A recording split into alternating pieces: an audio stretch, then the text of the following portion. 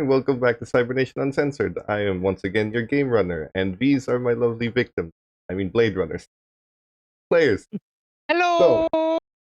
we're going back to our Blade Runner campaign, and before that, a few disclaimers. Once again, this is adult themed stream, which means we're going to be copying topics that if you were under 18, your parents probably don't want you listening to. It includes languages and themes that you probably don't want to be having in your young mind, so you have been warned. Before we get started, there's a few things I'm going to say, but before that, let us meet our players first and who they're playing. Echo. I'm Echo. I'm playing Echo. I'm here every week. Recently today, inside of the side of Echo, the streamer, I actually just beat Mario Tennis for the Game Boy Color today. So I was very happy. I got a credit roll on that. But my character today, I hope, will actually be able to get another driving sequence in. But that's where I shine. I also want to eat pineapple pizza. Yeah, actually, we did have pineapple pizza last time with a little bit of crushed red pepper to add that. Shockman. Yes.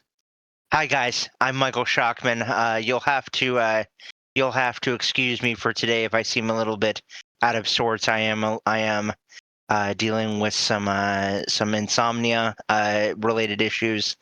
I will do my best. But more importantly, I am playing George Stone, inspector and detective in the Blade Runner RDU unit, who took a sucking gut wound in order to save the person who he thinks is more human than most people that he knows in the real world, in the world of Blade Runner, and who he values very much as a team member.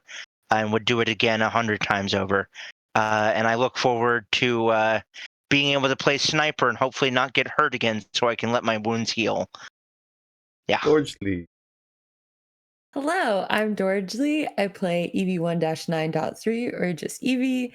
And yeah, I'm interested to see if we can protect this Nexus 8 unit long enough for him to survive and testify. Maybe he'll get his dream of escaping. Probably not. Who knows? He could. Maybe you can. Lan. Sorry, Nolan. I get that mixed up every Nolan, time. I know, right? I know. I get so into the character Lance, and I will answer to both. So you call me Nolan, you call me Lance. If it happens down the road, I might remember. If it doesn't, no harm, no foul.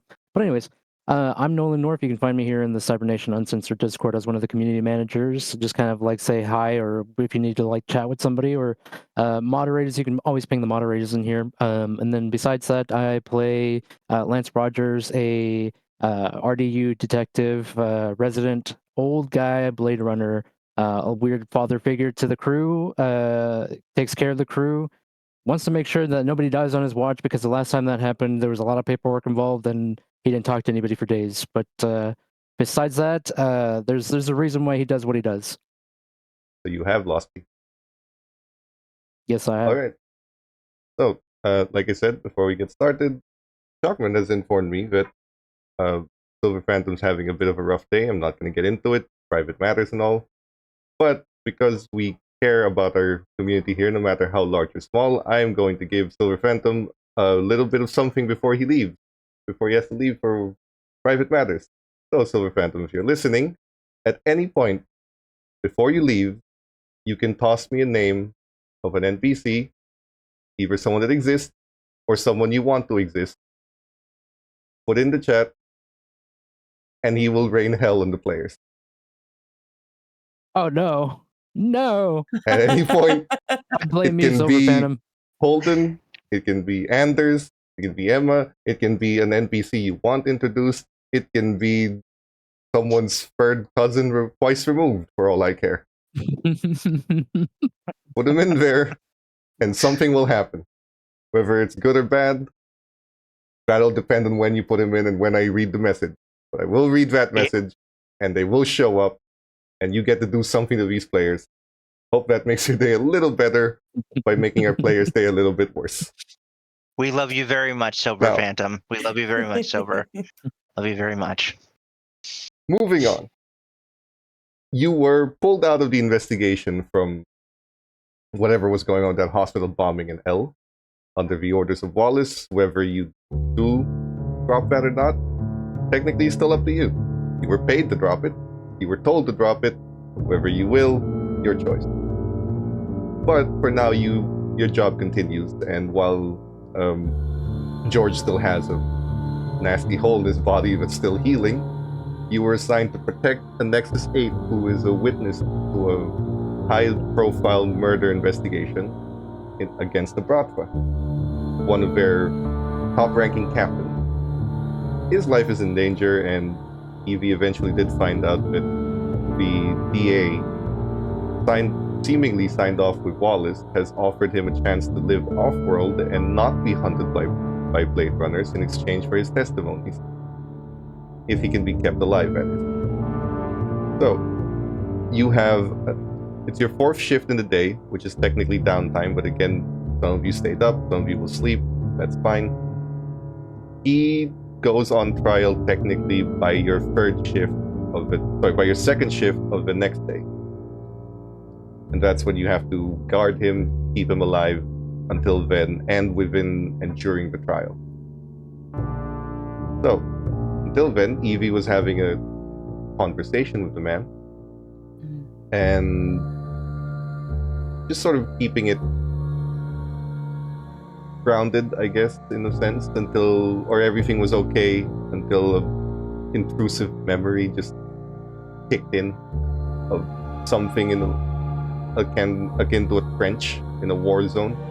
The sound of mortars exploding in the background, and him saying the same thing that he's telling you now. Although in his eyes there is no recognition anywhere. We go back to your 4th shift. Some people are asleep, some people are on watch. You just got a memory. How would you like to spend your 4th shift? I think I'm awake at this point now because I took 3rd shift off, and then I am going to just kind of do the like creepy neighbor thing, like open up the blinds carefully, looking out. What does it look like outside?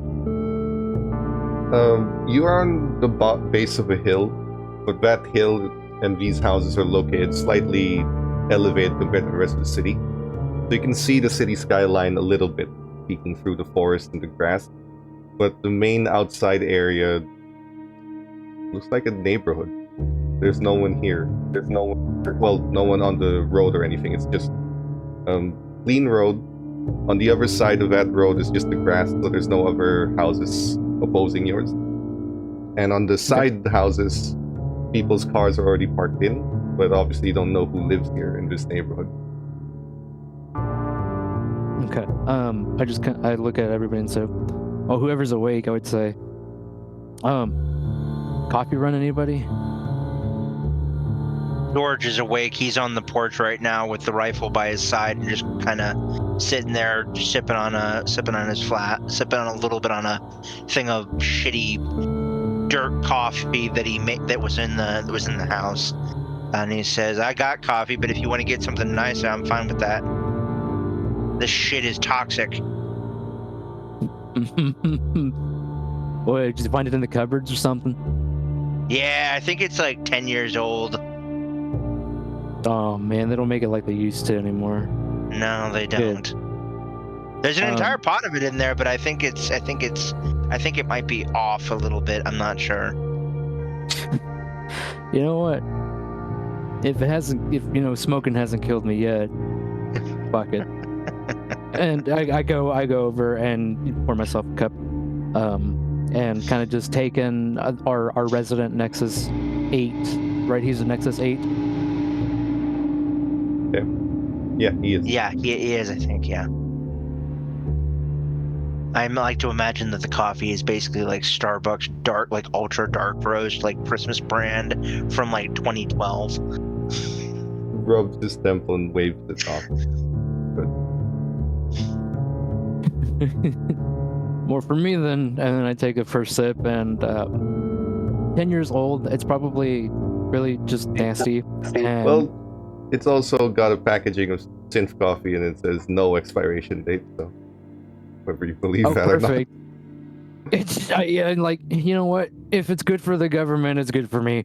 or not, sure. And who else is awake? I believe Echo is the only one who didn't take their third shift off because someone had to stay awake. Yeah, I also stayed up for yeah. the third shift, so I would also have to sleep. So Evie would be resting. Much rest as you can get, I suppose. Yeah. Excellent. It's and just then you I guess, and George I'm at this getting, time. with George, you know, I'm like drinking on the coffee, and I'm looking through the doors, just opening up every door is fine, seeing if, you know, like it's a spare house. Hopefully they have spare blankets, and I just make sure that I just make sure that Echo and Evie are, you know, they have a blanket on them just to make sure they're tucked in, because Lance, like, he's beginning to grow attachment to these people, and now that George is up, it's like he's just gonna have a little moment with George. George will, as you come out onto the porch, George will kind of tilt his head up and like, "You all right, LT?" I think so. All of you have been in the line of fire. I haven't really said anything, but you know, for this fucked up shit that we do around here, I'm just glad we're all still alive and breathing. You know. You see George, as you say that, he kind of chuckles a little bit, and then he kind of puts his hand on his stomach, and he kind of winces in pain a little bit, reaches into his jacket pocket and pulls out a pack of like, what you can clearly tell are synth weed cigs, and he's like, "I'm glad these ones are only the synth CBD ones. I don't need to be getting fucked up right now." But I don't like taking the pain meds that they give me. They make me all loopy and shit, and I need to be on my game. And he takes and he says, "You want some?" Oh, absolutely. He hands you know, this you old one. age thing. This old age thing, it's pretty brutal, and I just, you know, begin to light it and just inhale and hold it in for a little bit and just let it go, and then just take in the scene of the very city. Very calming, and very, like, joint pain and muscle pain instantly evaporates when you smoke it. And he kind of just takes a deep breath on. That's better. Takes a sip of his coffee and says, "I'm sorry that you had to give up the chase for Flucus." We'll catch him again. I know he's bound to make a stupid mistake. I mean, he made the first one already, and his ties with L. This shit's fucked.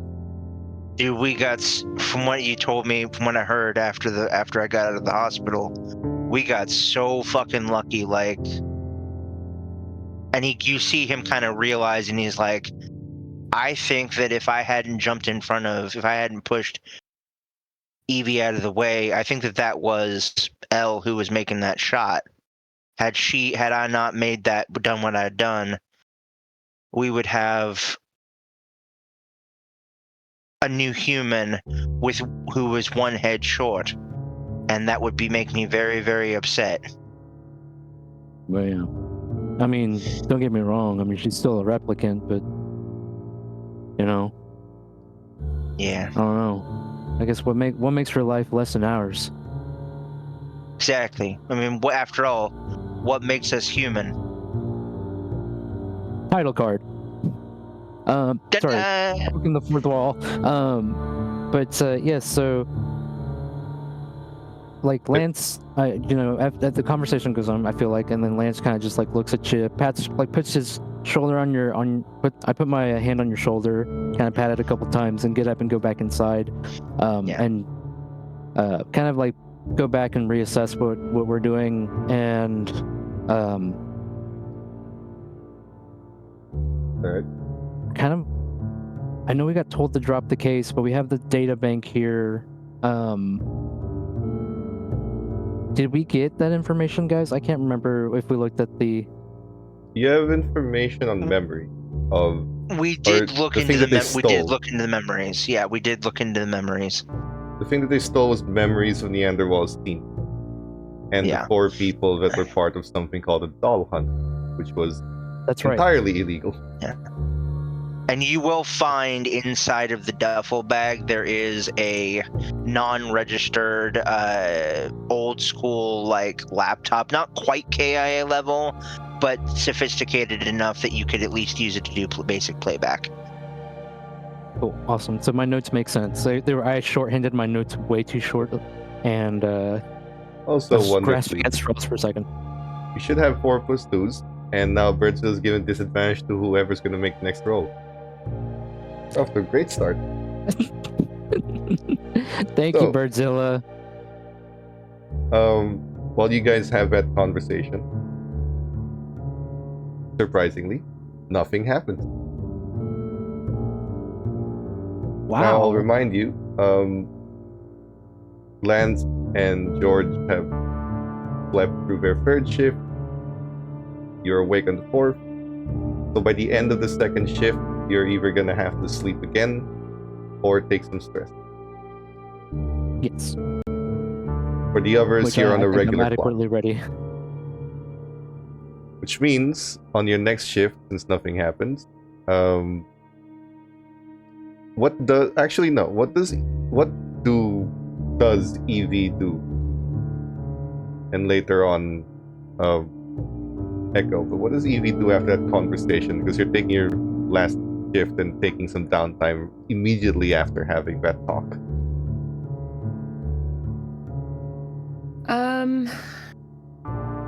Let's see. I think that she would. Okay, Evie, right before she goes to bed, because we're basically switching off. So she finds the only other person who was like up at the time, which is going to be Echo. And she'll just say, hey, I know, I don't know if you've been getting this, but I've been getting some weird vibes from our guy, and I thought that maybe he was thinking about like doing something stupid at the courthouse and like trying to get away. He's not doing that, but the DA is basically telling him that they're going to send him off-world after this. Yeah, off-world, live on a farm and frolic with all the other Nexus 8s. Yeah. Is I think we're on the same page. I think when it comes to him, if he's going to try something, the closer we get to the end of the trial itself, the more desperate he's going to get, because he's going to tell himself all sorts of stories. He's going to be in denial about what might be happening after this. Heck, they might actually send him out to work in some mine. Who knows? They have some asteroid that needs to be hit with a hammer. I don't know. And I just don't really see a world where they let him live. At least as he is now.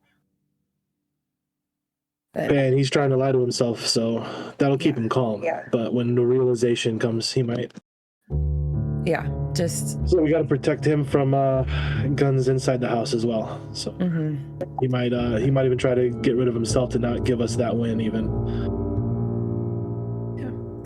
Well, I just wanted to give you a heads up in case you were also getting a weird feeling from this dude. Yeah. I think the transportation over would probably be the weakest moment for us, because if he's going to want to break loose, he's not going to want to do it inside of a courtroom. Well, it's a good thing we've got a good driver. About half the time. So, all right, as long as we don't hit a hologram, I'll be okay. Yeah. I mean, when I've been in the car with you or in the spinner with you, it's gone great. I can't speak to any of the other situations that you may have dealt with. So let me ask you this. He's dealing with some memories. He's dealing with some of this with the memory card. We got this memory card with these memories. When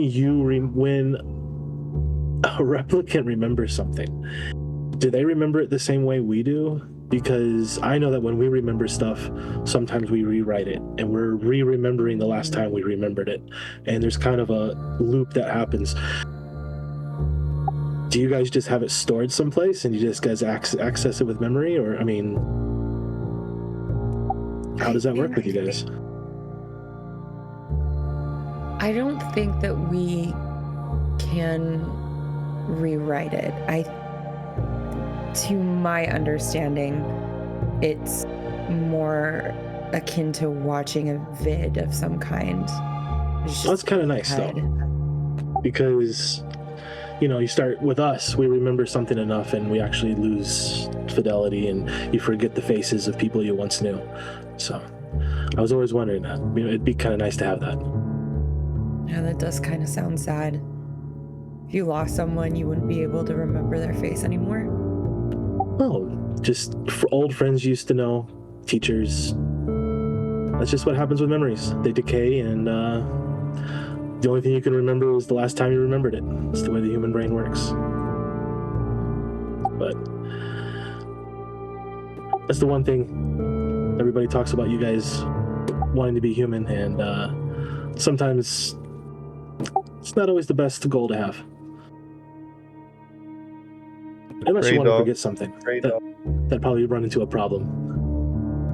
Trade-off, for better or worse, is when it comes to at least the implanted memory. Ones that you know are fake, but you feel like they're real. Mm-hmm. You remember them fully, in full detail at all times, but they're never complete. You remember a moment that was placed into you, and you remember it in every detail possible. But you don't remember before or after that moment. You don't remember where that moment leads to, or what happens after, because there is no memory for that. Just that one moment. So it's more of a hard cut than a narrative fade. Yep. It's like you remember a very specific part of a movie, but you don't remember the rest of the movie. Versus, like Echo was saying, you remember the whole movie and its general idea, but you don't remember the specific. However, for Evie's recent memories, you haven't lived long enough to really understand what he means by people will fade in and out. You don't know what that means just yet, and you don't know if you will. Maybe to Echo's point, that is something that you're not capable of feeling. I'm going to pull out a photograph, which is my personal item that I do have. Yeah. And show just a picture of my family, and us just standing out in a grassy field, just a family, and just show a picture. We got to carry these things around. It helps keep everything up here defragged. Is that your family? Yeah, it's my family. We all have family. You kind of carry this around and remind yourself it's not always like this. And we don't always look the same. Just a snapshot. But at least you can tie that to a memory, so maybe you won't lose them later.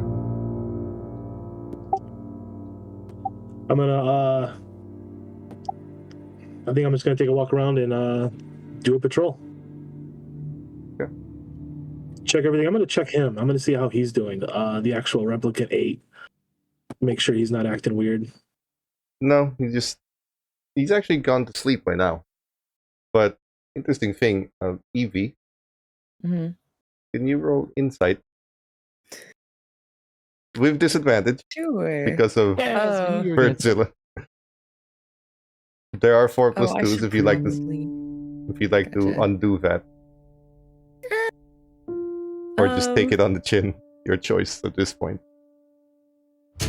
Well, we have 4. They're meant to be used. It's just I realized I opened up Forge, but I didn't log in. So so it's fine. loading really quick. Fine. But do you want to use one? Yeah, I'll use one. I should use one, so it'll just be a straight roll. Come on. You got this.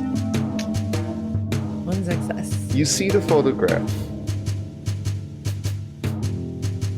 Something hits you in the back of your head.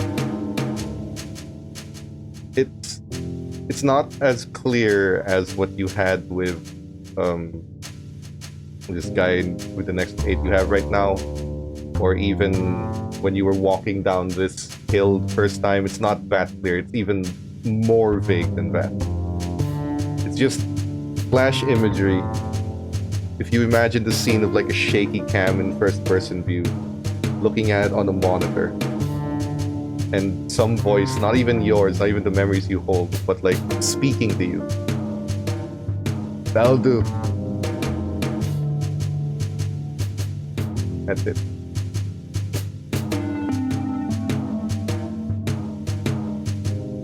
The heck?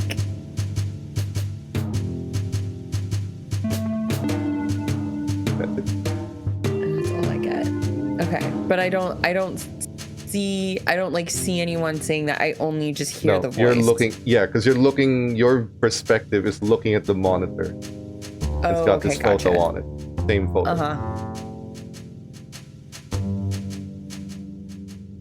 Alright. Like with that, he's just like, this day is so much, or like this past like 30 minutes has just been so much. Like, I'm just gonna sleep this off. This is wonderful. Fuck this day in particular. Yeah, fuck this day in particular. Maybe something will become more clear tomorrow, but like I do not have the emotional bandwidth with my 3 resolve to handle any more of this. I'm gonna short circuit. So you and Echo will head to sleep because you're the ones who stayed up on your 3rd shift. 4th shift is watched by George and Lance, which is, for better or worse, uneventful. The next morning comes by. All of you are now wide awake. It's time to prep him. The 2nd shift is where the trial happened, and that's cold pineapple pizza for everything. breakfast. There's an oven. You can heat it up. No, that goes against all good notions of humanity. Cold pizza for breakfast is the breakfast of champions. Well, did we remember to put it in the fridge? Probably not. I don't know. It stayed up all day, all night. Probably fine. It's probably fine. It's probably fine. So you do have whatever food you have. You've got him, your Nexus 8 charge, already getting prepared, looking like he just wants to get through the day. Despite the conversation that Echo and Evie had, when the 2 of you wake up and look at him, he might have already convinced himself it's real. Beyond the coping mechanism, it looks like he buys into it. He drank the Kool-Aid, so to speak.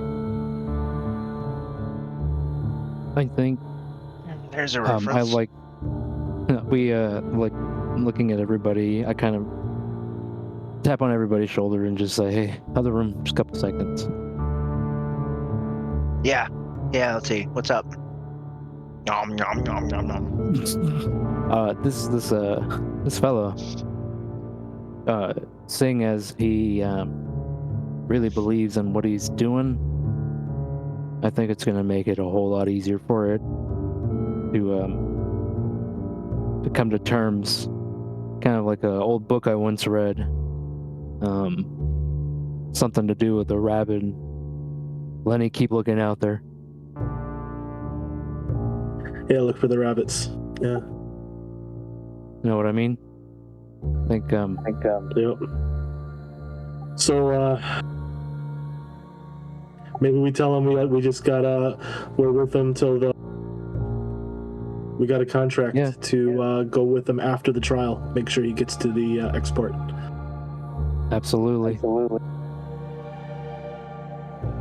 and then after that we retire him. Okay.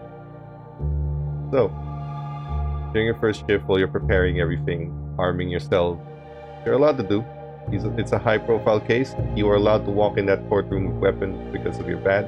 You're also allowed to walk in there fully armored should you want to. Hell yeah. No, it would restrict movement and all that stuff, right? No, I'm good. And I am going to be wearing my armor, and I have a question. Sure. Does this courtroom have rafters, like an access panel up in the roof? No. It would be one of those. No. It would just have like a particularly tall roof. Okay. Very minimal.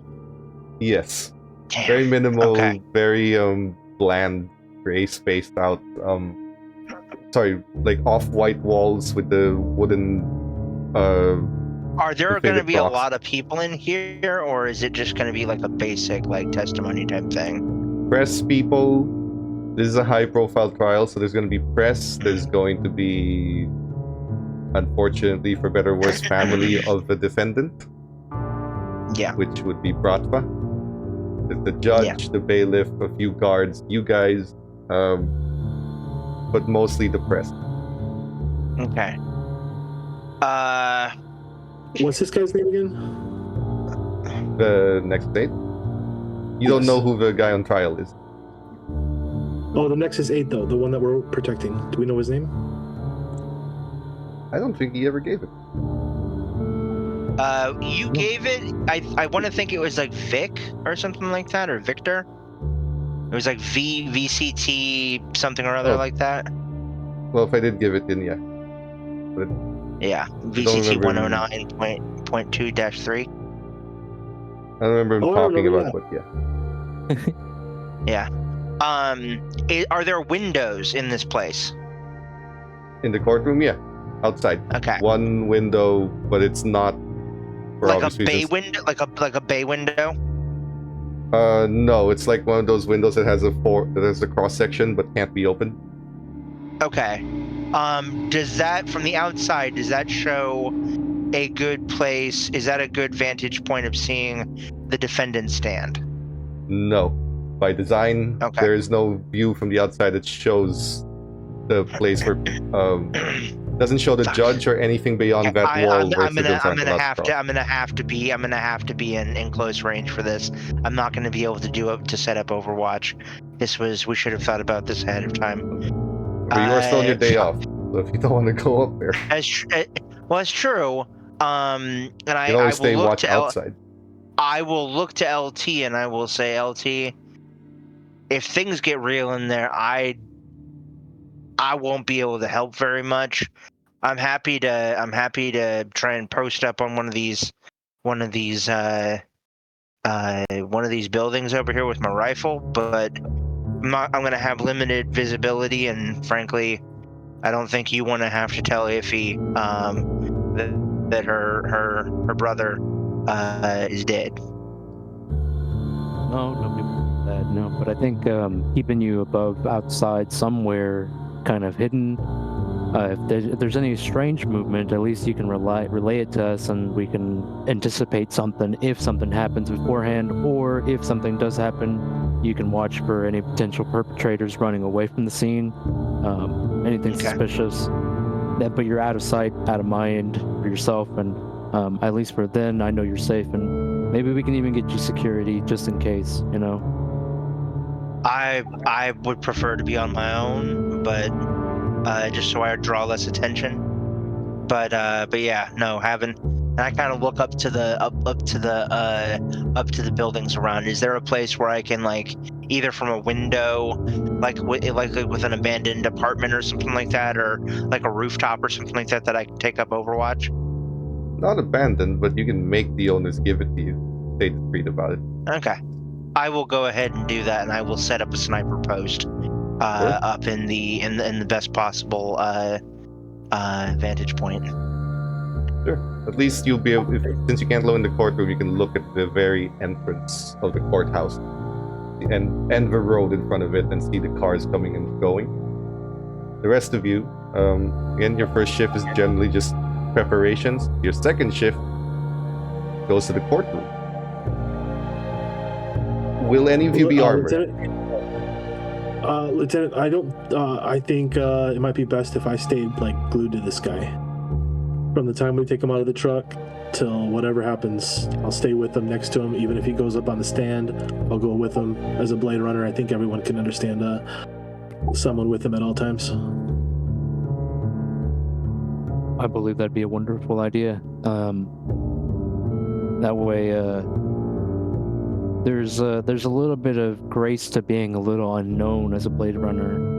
Nobody really knows your skill set and how good you are, and so kind of I put my hand on your shoulder, like it's a really good opportunity to make or break, son.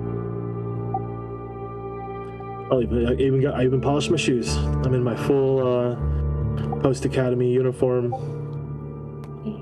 If I wasn't looking like a Blade Runner, I'd look like a cop. There So, you go. no armor for you then. You want the full formal Nope. gear. Okay. I got full free movement. If I make you roll anything mobility or stealth-wise, you can actually untick the armor from the pop-up so that it doesn't give you disadvantage, given that you're not wearing it. What about the other two? Or the other three, actually? Will any of you be... Well, George is wearing armor. What about Evie and Lance? I'm not going to be wearing armor. I think Evie is going to be in like civilian clothes, maybe even something a little bit more like businessy, and is going to be sitting in the audience. So you want to be the plant. Like, you don't want to look like you're with them. Okay? Exactly. Great. So I think I'm going to be sitting in the back so I can have at least a little bit more like closer access to the entrance. So if someone like bursts into the courtroom for attack, I can get up. Yeah, I'll be first there. Yeah. It sounds silly, but do they know what this guy looks like? They know who he is? Like everybody does? Or is it like a surprise witness nobody knows? Well, yes, they do. That's why he needed protection. Okay, so the name is already out there. They probably got a picture of him. They know what he looks like, right? Yep. That leaves Lance. Will you be armored? You have one bodyguard sticking with him at all times. You have an overwatch outside, and you have someone within the courtroom at a corner where she can at least view the rest of the courtroom. So you have your choice what you want to do.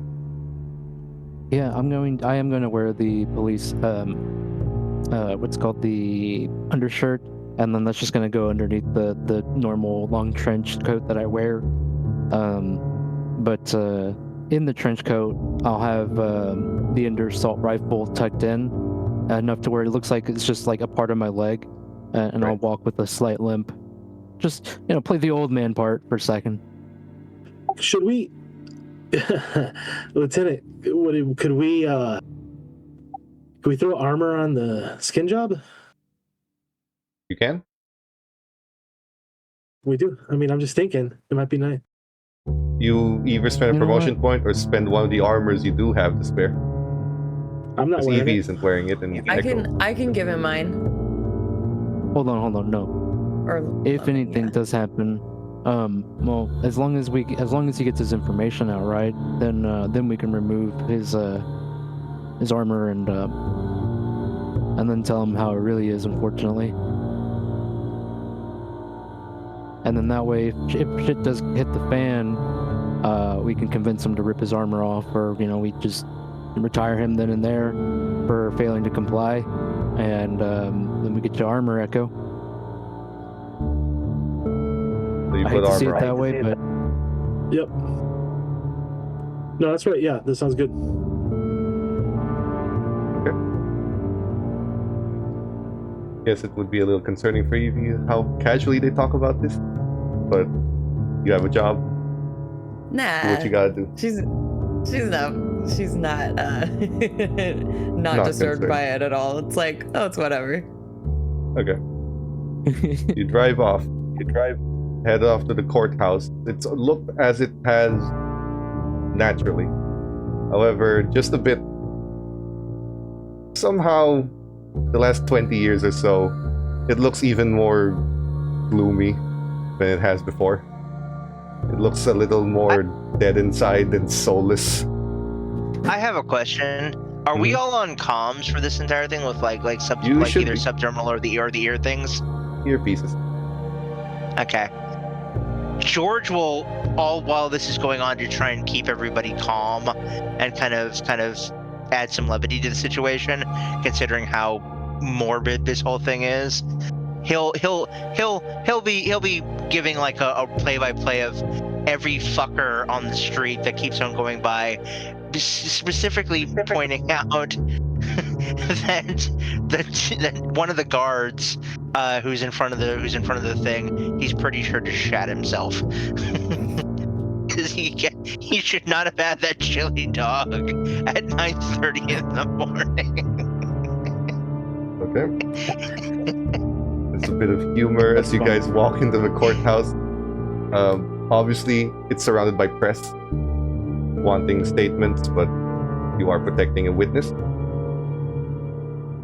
It does not seem clear to everyone you are Blade Runners, so that's good. It looks like you are regular cop, because while the Broad will know who this guy is, that doesn't necessarily translate to everyone knowing he's a replicant. And the whole point is that the jury's not supposed to know he's a replicant so that it doesn't affect their judgment.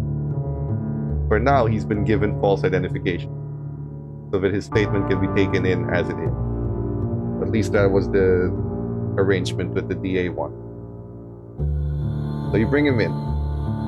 You sit him in the courtroom. There's a few people, press already here. The defendant's not here yet. He's being held, not in the courtroom itself, but in a holding facility. Or a holding With me. Or a holding with you. Evie, you can stay ahead in the courtroom already. Just take your spot in the corner. You'll see press there, but you'll also see some people in casual clothes or semi-casual, like short sleeve button-up and leather jacket, sitting down on what you assume when you look at it to be the defendant's side. You don't particularly see anything bulky or any kind of weapon on them, but the jackets are a bit oversized and closed halfway. So it might be that the imprint isn't showing because they've worn bigger jackets. They got it in the courtroom. If they did, if they had weapons, they got it through courtroom security somehow. But you can't be sure right now. Just know that they're sitting there. Ahead of anyone else, the lawyer or a lawyer shows up. It looks like, based on the arrangement of chairs, that the defendant has two legal counsel, and one of them is already there, sitting down in the spot, reviewing the papers. Is there anything you want to interfere with or do, or just keep watch for now? Yeah, just keep watching. All right. Would you tell us, Evie, what you saw? Yes. With the jackets, yes. Cool. That it's like, just keep an eye. I don't see any imprints, but they are wearing rather large jackets. They may want to be someone that we keep an eye on throughout the There's three of them. There's three, yeah. There are Okay. other people going on that side, but they have no jackets on. They're in casual clothes. They're very clearly not carrying any large weaponry, at least. LT, do you think you can use your eye to be able to scan them to see if maybe they're carrying something when they're not supposed to? Probably a good idea, but let's let Evie get situated, settle then, and then me and Echo will come up behind. Echo will stay with the perp, and I'll take a seat in the RDU or wherever we sit, a designated sitting spot, and I'll try to catch them as I take a seat. Roger. Echo, since you're sticking with the guy, and that would also entail you're driving him because of your own skill set. Yep. When you park the spinner, the LAPD spinner, which I assume, do you take the LAPD spinner or a regular one? Like the regular one you guys took to his house? I'm going to take the regular one, and I'm going to have someone else take the other one. Just I don't know if I can have just another cop drive the other one, but we're gonna show up through the back entrance. I mean, not Sure. the, you know what I mean, in the sense of try to do it undercover as a decoy. When you park, back entrance, not the parking lot. Okay. You can drop the spinner there and have another cop take it away because there's no parking in that entrance. So you can sort of leave it there, have a beat cop drive it somewhere else. When you get off and start taking him from the back entrance, there's no press here, there's nothing, but I will make you roll your observation. Absolutely. And then I also want to talk with this guy a little bit. So, Sure. You can do it before or after, whatever you see, if you see it. 3 + 2s are floating around there. Not yet. Ooh, maybe you might want to reconsider. That's 2 stress if you push that. I think I'll reconsider that +2. That was a really bad roll. Roll again. That was That's one of double the bad ones. out. Just roll again. Oh, that There we Oh, go. undoes it. look at that. All right. That's why we do it. So that's 2 + 2s left. Driving around, you don't notice anything. He's sitting quietly looking out the window. When you get off the spinner and the beat cop takes the car away, you pick him up. You are Blade Runners, which means you are LAPD. But you're not the majority of LAPD. The majority of LAPD is still the LAPD. Your badge says RTD. You have the beat cops, you have detectives, you have all these people. Whether it's you being paranoid or just on a high stress situation or something's happening, there's a lot of LAPD here. And some of them have people they need to feed, trying to survive, and they're brought to have a lot of money. So when they give looks to the perp that you're carrying, you're not entirely sure if it's because he's a replicant, which the LAPD would be aware of, or if it's something else. And it dawns on look at my guy you, here. maybe it's not the Bratva, it's not just the Bratva you need to worry about. I'm gonna shuffle this guy along and say, look at this. I go, I'm with you till the end. You got me? I'm your guy. I'm sticking with you. That's my orders. See that over there? That's also what I'm protecting you from. Not just guys who don't want you to talk. People that are gonna get paid. They don't care about you at all. They might get paid like that. And I'm gonna walk over. Like, these guys, they're just as desperate as you are. Whatever you say. I'm gonna keep shuffling them along. Do you want to talk to him? Either on your way here before that or after that.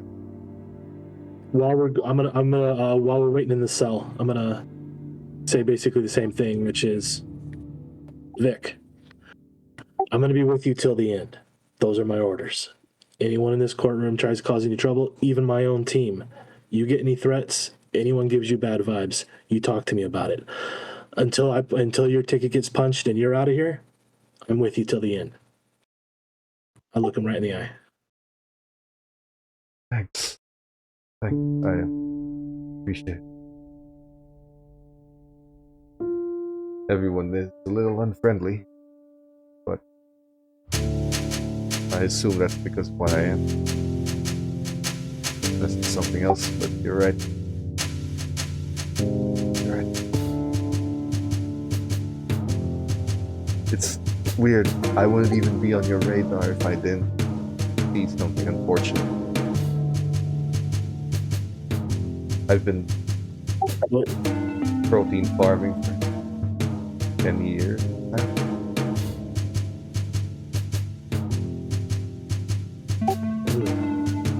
You were alive, and you were living, breathing. It's a lot more than half of us get to do. He just sits back, stays in a corner where nothing can catch him.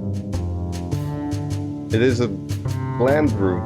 There are no there's very tiny vents. There are no shelves. There's nothing to hide in this room, which is by design. It has one large LED light that lights up the entire place, but otherwise it's 20 by 20, almost solitary confinement style cell. It's by design to make sure that there are no surprises for the people inside. So there's one way in, one way out. That is it. And there's an emergency button to reverse the ventilation in case gas gets thrown in. So it is meant to protect whoever's meant to be protected and make your job easier. So, I'm gonna look at this guy and say, after you talk, between now and you talking, you're at your most dangerous. That's when things go belly up. After you talk, none of these people have any anger towards you.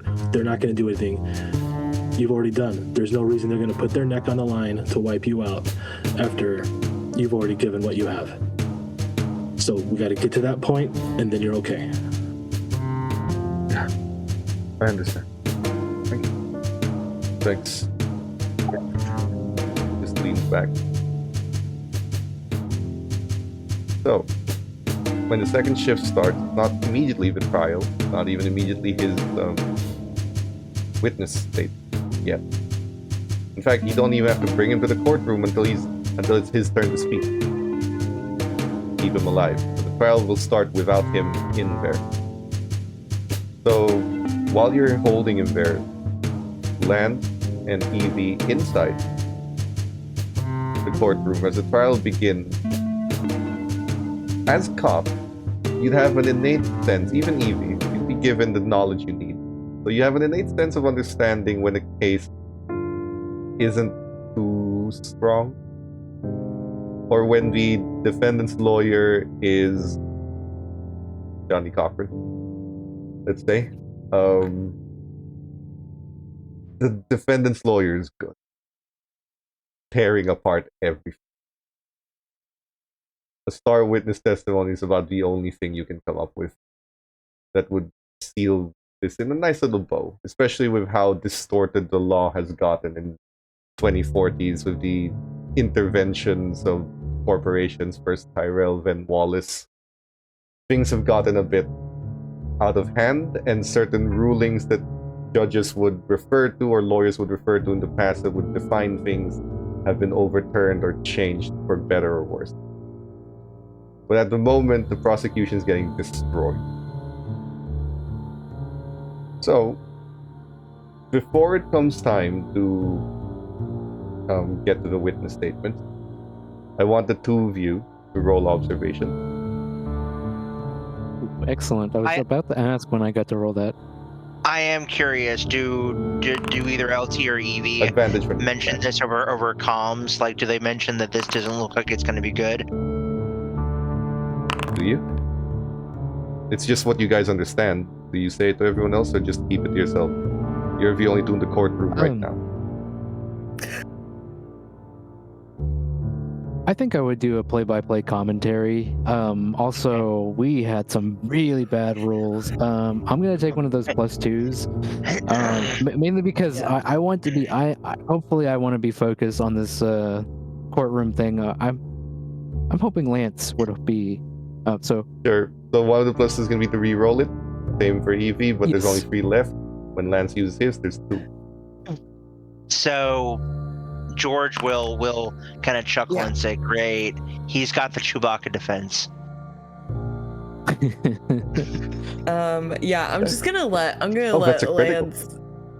Lance be good at the observation, and he takes the stress. I don't want to take one of the +2s right now. Okay. There's 2 left. That's a critical. So Lance, especially with your ocular implant, the Russians in the room are fairly relaxed. They're just watching it play out. They are giving glances to the lawyers, and the glances, at least from your perspective, your experience. Oh, there's a third +2 from Silver Phantom. Oh, thank you, Silver. Thank him, he hasn't used his card yet. But there is a look from these mobsters to the lawyers that if you don't do this right, you don't walk away from here. Not your job, but that is the look they're giving these lawyers in between their conversation. Rather than looking at the defendant, they're looking at the lawyers. I'm going to relay On the this other information hand, over to the crew. while that's going on, the other bit of information you find, the LAPD officers who are supposed to be protecting this guy, despite the relaxed situation with the Russians, do seem to have a twitchy hand and a holster on the thigh. They're not holding on to the gun, but their hand is hovering over it and twitching. And there's a few guys that you can spot, two of them specifically, who are sweating and dabbing their face with a handkerchief every now and then. In short succession, maybe like trying to take a small sip from my hip flask, not drinking it, but just hiding the fact that I'm trying to get a picture of this group and more details, and sending this information over to George and say, hey, run a detail on these guys. That's a tech roll. You got it, LT. All right, I will go ahead and make a tech roll. Since the others do And not you know have the what? benefit of using How their many KIA plus right twos? now. How many plus twos do we have? 3. I'm gonna use one to Advantage. give myself advantage. Oh no. And I'm gonna push You're that. I'm gonna push continuing- that. You're I'm continuing gonna to streak. push that. That's a stress, but you do succeed. I'll take it. I'll take it. 2 more plus 2s. You run their well, at least you run the detail, who the detail is in here.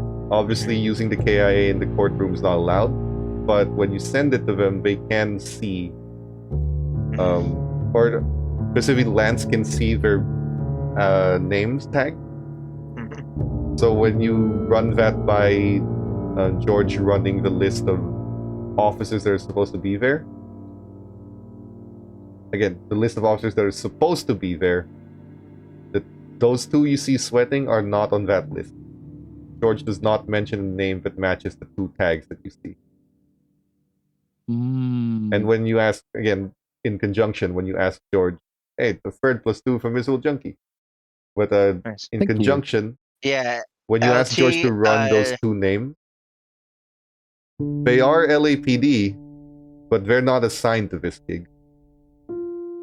LT, I think we got rogue agents on the side of the mob, and then the 2 of the guys you had me run, they're not assigned to this detail, and I'm looking at them through my thing. I know what people who are about to do something really stupid for their careers look like, and they fit the bill to a T. Thank you. And then as like I make eye contact with Echo, I kind of like get up from the proceeding and kind of excuse myself and move to the water fountain, grab some water, and then begin making my way towards these 2. Not like making a beeline, but yep. There's one thing I'll let you know with regards to court proceeding, and this might affect what you decide to do. If there is an issue that happens in the courtroom, best case scenario, they recess the court for another few weeks. Worst case scenario, the case gets dismissed. So you do have to be careful with what happens within this court area, because they're all inside the courtroom. The judge is still listening to the lawyers. There's still arguments being thrown around.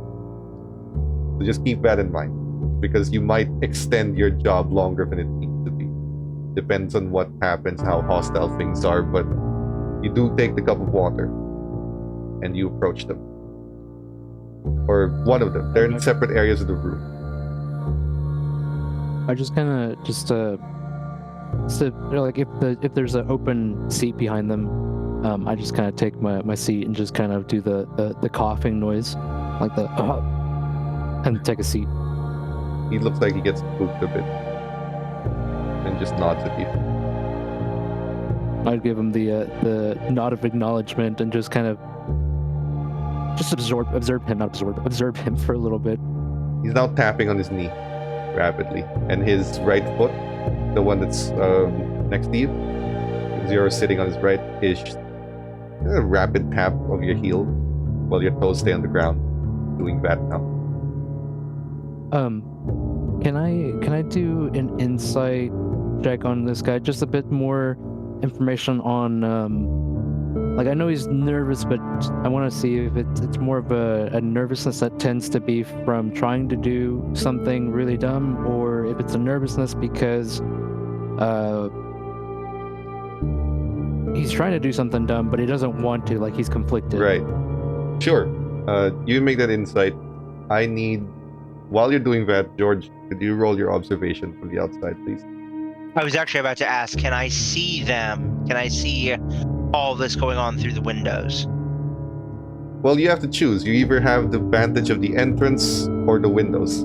Oh, okay. No, it's fine. I'll do the entrance. That's fine. All right. I will do observation. Okay. Hey! Let's start with Lance. You are... He looks like he's in a desperate situation. It's very clear that he doesn't want to do it. But some things make him. I kind of just like in that open seat behind him, just kind of like scoot up a little bit closer, and kind of like sigh just a little bit, take a deep breath, and then like kind of almost whisper in his ear as the proceeding is going on, say, "Now listen, son. A couple things could go wrong. How about I give you a couple chinion here, and you just forget about what you're doing and go home."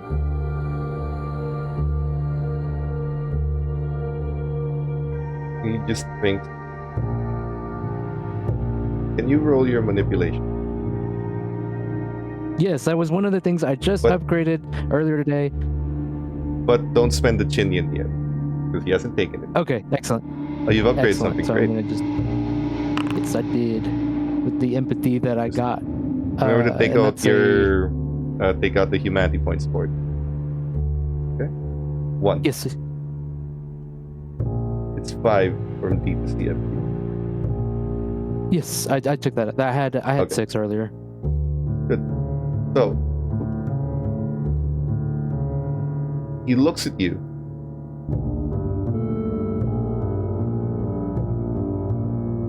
Did I have my daughter?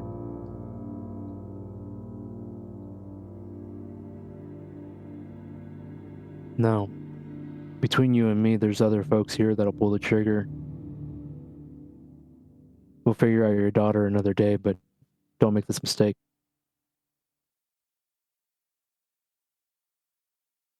Gritting his teeth.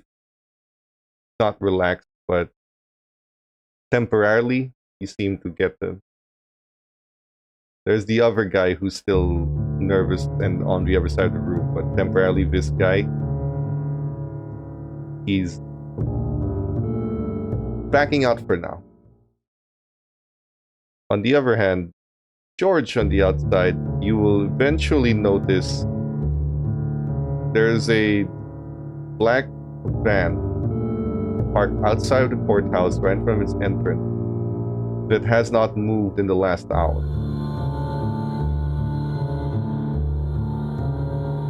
Can I see the license plate? Yeah. I will run it on the KIA. Do you want me to roll tech on that? No, but it is a fake. Okay. Does this van look big enough for like a hit squad, or does it look big enough for like a getaway? It's about the size of a cleaner van. Okay, so it's about the size for a cleaner van, so like a panel van? Yes. Okay. So it's the kind that they drive up, dose you in. It's a getaway vehicle. Okay. Yep. Can I actually look through my scope and try and look at it, and using my KAA try to figure out how heavy the thing is to see if it's laden down? It's not hanging particularly low on the tires. what you Okay, know. so it looks like either they've got really good jacks, either they've Or got really they're- good or it's not suspension. any heavier than it should be. Okay. Are the windows tinted? Heavily. Hmm. Stone I'm is gonna going to shoot in mention. his vein. I'm going to mention this to over the comms to LT and say, LT, we either got a very well maintained van for a hit squad, or we have a van that is meant to be a getaway vehicle. Here's the thing, though. I'm not sure that they're trying to kill this guy. I think they might be trying to capture him. Because this is the kind of van. This is not the kind of van that you. Either they're trying to capture him, or they're trying to make it damn sure that whoever does kill him, if they do decide to do that, is going to be able to get away. And because this thing is tinted out the wazoo, it is clearly well maintained. The plates are fake. Like, I mean, I've already put in an APB on this thing to follow it whatever happens, but and I will have done that. Yep. GM. Yeah. But be careful in there. I can only cover the entrance. If you need my backup, I've got a place that I can run to cover the window, but it's going to take me some time to get there. Good. And then for a couple seconds, I kind of like, relax back into my chair, just trying to listen into the proceeding. I'm kind of tired. I'm a little over it, to be honest. It's a personal aside from Lance. He's just like, he's done his time with these, but he kind of just thinks to himself and to the crew, kind of just like under his breath, he says, what are the chances that van might be tied to the Bratva? I mean, every kind of syndicate has their own little, their own brand, their own style. What do we know about Bratva, like how their Bratva moves people and their transportation and typical vehicles they use? I will say, let me check, and I will get on my KIA and I will look that information up. High-profile people will use expensive cars, even spinners, but they use what is needed for the job. Gotcha. So they seem very when they need to be flashy, they're flashy, but when they need to be functional, they're functional. This seems like a very functional job. I checked the weight on this thing. It doesn't appear that that it's loaded down very much. Either that or it's got really amazing suspension. I don't think there's a hit squad inside of it, but something's going down. Do you want me to keep an eye on the van?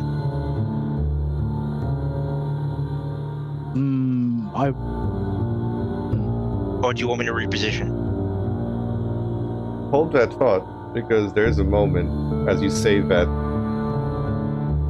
a guy in a fancy-looking suit shows up and because you have advantage of the driver's side of the van.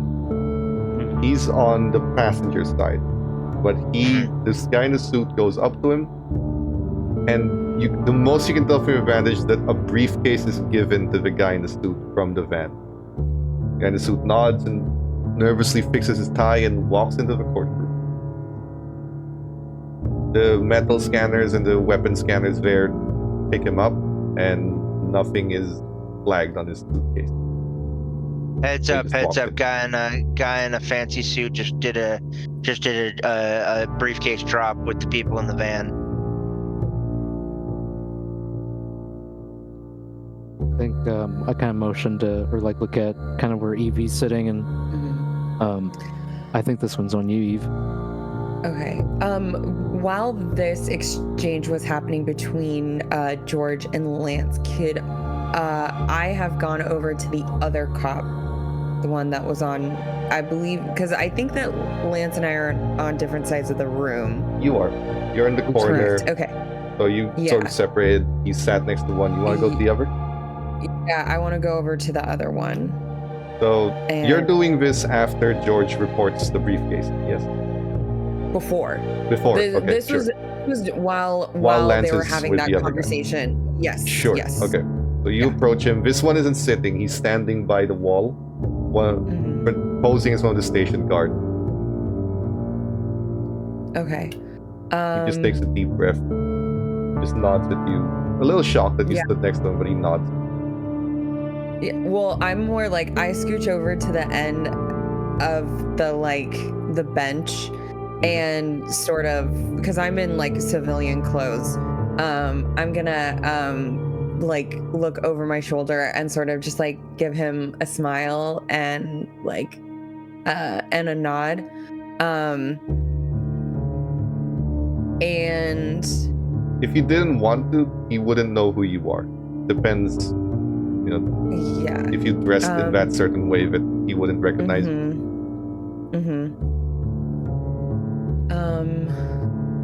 Let's see, how am I gonna He's on the plaintiff side, by the way. So he's plaintiff side? away 'Cause from I where don't- Lance is. Yeah, because I don't want to disrupt the courtroom. If you want, in you any are way. right now close enough to simply stop him if he does anything. Okay. Like, you are right next to the guy and basically right next to his leg with the gun. So if you want to put all Okay. your attention on him, then you can probably stop him before he does anything, if he will do it. Okay. Yeah, I think I'm just gonna do that. Okay. So, another thing, there are 2 chairs on the DA side, probably for the assistant DA. The assistant DA is not there. He hasn't been there the entire meeting. This brings me to Echo. There's a knock on the door, a particular knock of the LAPD officer stationed outside.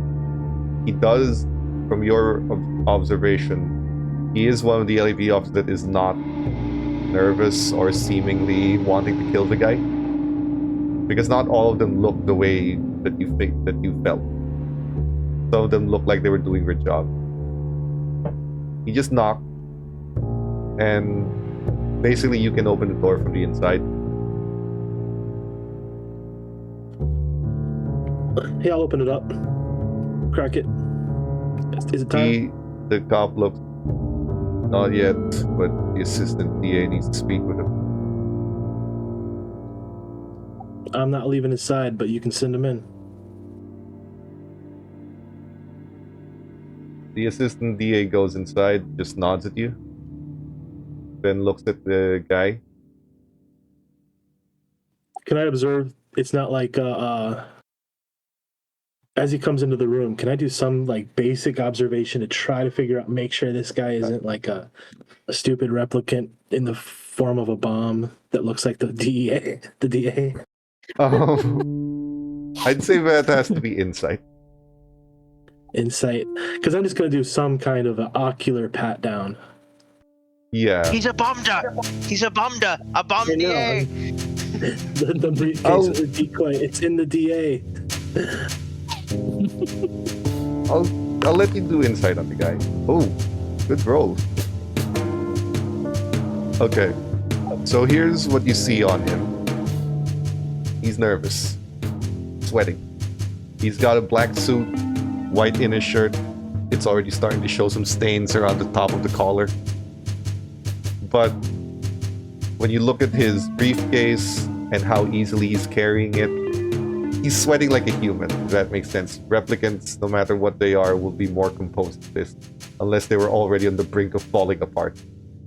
But that doesn't look like the kind of nervousness he's going through. The briefcase doesn't look, based on the physics of how he's swinging it, just normally, it's not heavy. Not heavy enough to be a bomb. But it is slightly heavy, just not bomb-worthy. Okay, he But just he seems like a sits stressed down. out DA right now. Assistant DA, yes. Very Assistant stressed out. DA. Probably more stressed out than the normal DA, if I know my assistants You- right. Yes. However, you will note that it's a little unusual he's here and the DA isn't, and he's not in the court proceeding. But for now, you do not see any weapons on him. You don't see any possible way he could be hiding weapons under the coat, and you are within your right to pat him down to check that he doesn't have anything on him. I'm gonna look at him and say, this is a little unscheduled, but I'm gonna look him up and down and say, you look a little unscheduled yourself. How can we help you? I gotta speak to my client or a witness, man. Free to stay if you want, but you have orders. So our orders are to not leave his side. So speak away, but I'm not going anywhere. I'll let him in. You go by Vic, right? Yes, sir. Vic. We'll make this quick. He puts the briefcase down and forwards it to him. It's yours. He just taps on it. I know he's meant to guard you. And what's in here isn't going to change that. Get the protection, get everything you need. This, Vic, ensures you when his job is done.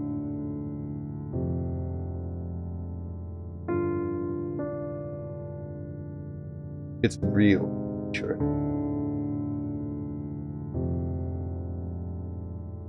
He taps on the briefcase. I need you to open in front of me.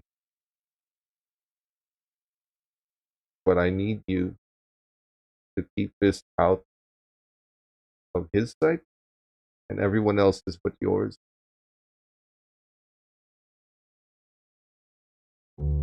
Because if they know, then the deal's off.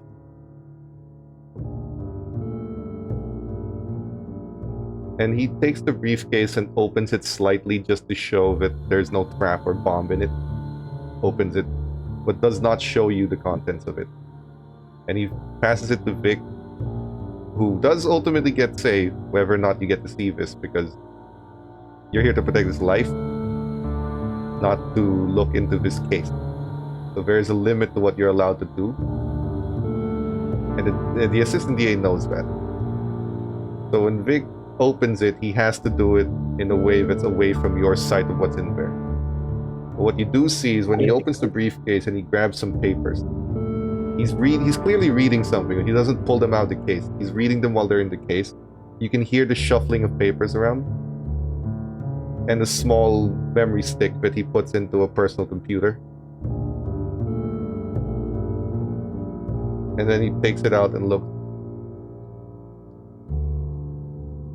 You serious? Yeah, Vic. I'm dead serious.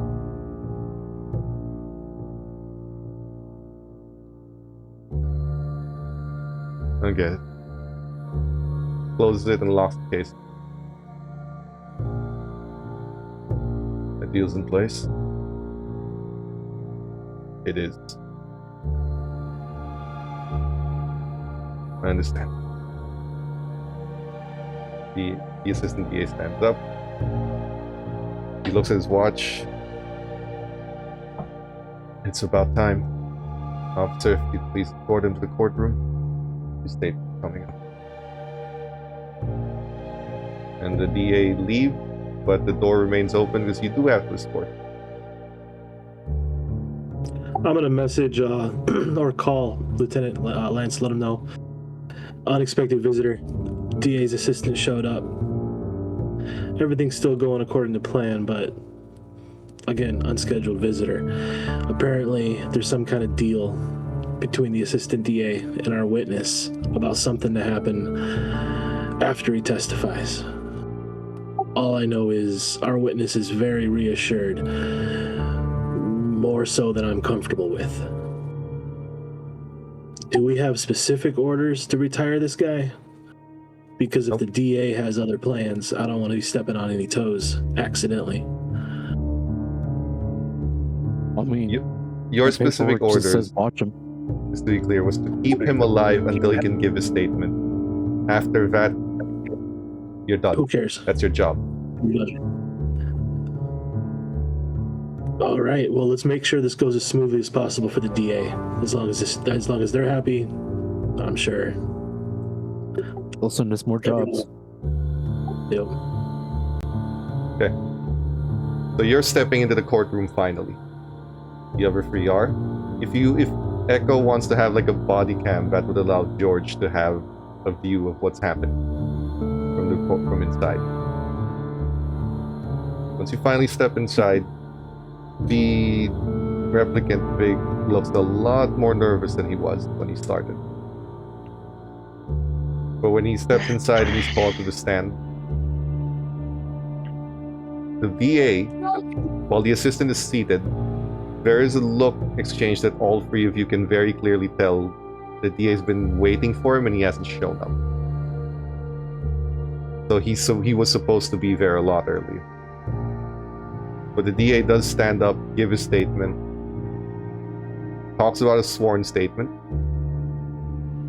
and Vic looked, or the DA asked him, "Did you make this sworn statement?" "I did, sir." "Good. So I assume that you stand by your statement." "Actually, I'd like to take back everything I said.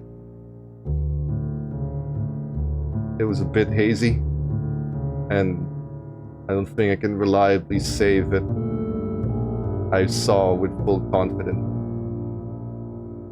that was the man, that the defendant was the man who did the shooting. I was in a bit of an adrenaline rush and a panic, and the more I think about it, the less clear the details become." The DA becomes furious and shows him the statement. "I had you sign this. Need I remind you, you are on oath." "I understand, sir, but I saw what I saw and I didn't see what I didn't see. I made a mistake."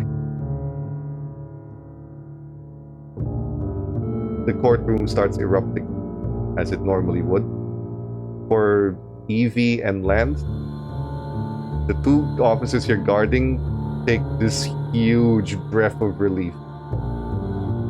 Like, whatever they were supposed to do, they're not doing it. They don't have to do anymore. The judge demands order, and the defendant's lawyer, once the courtroom settles down, immediately goes up and says that this is the one thing, the smoking gun, that the prosecution has, and they failed to verify the information before they brought it up. It's a waste of our time. It's a waste of the court's time. I move that this case be dismissed. The judge looks at the prosecution, who has nothing. Gavel tap. The prosecution will be given a recess, but this doesn't look good.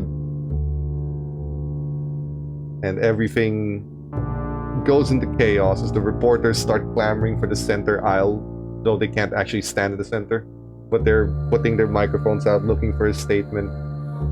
And the Russians are very casually walking away. Your job as Blade Runner is now over. He's given his statement. There's no reason to call him back to the stand, which means he, Vic, is now in the hands of the LAPD. Unless you'd like to Can I make a impose statement yourself. to Vic? While this is happening, like I'm up there at the stand, he's probably got to leave the stand. While I'm walking him back to the bailiff or whatever, I'm gonna say to him, "All right, if that counts as your statement, you're no longer under mine or any of our protection. If you still have a statement to give, that protection's back on." And I'm just gonna push him away. Just nod understandingly. He doesn't say anything else, which means you're done. The LAPD take him. The chaos ensues. He gets dragged out.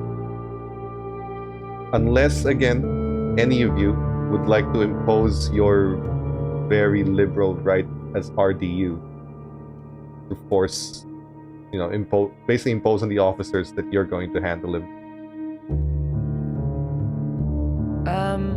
Yeah. Evie will I think Evie will go up to the LAPD officers and say,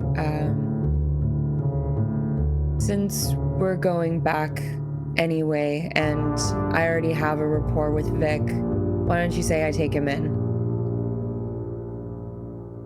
He looked. Oh yes, you do have his disc. Oh, But we he do looked- have his disc. Okay. Or Okay, no, cool. sorry, you don't. You never took it from him. Yeah, that's what I thought, because he Sorry. was like holding on to that Yep. for dear life while we were. Yeah. You never took it from him, but Mhm. you can look at the officers. They look around, sure, but I don't think he's going to the LAPD. Or does he have to? And then they just look at Vic, just nod. I'll be fine. All right, But I would well, like to walk with you if you don't mind. He looks at Evie alone, Sure. and he looks at the officers.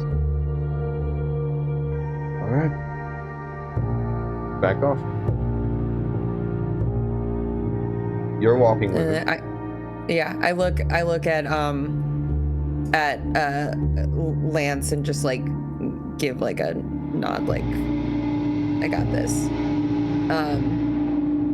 Cool. Yeah. I guess I wait until there's really not very many people around. Yeah, you can and- walk along the hall, but he actually Yeah. starts a conversation when Oh, can, okay. and then he looks Okay. to you.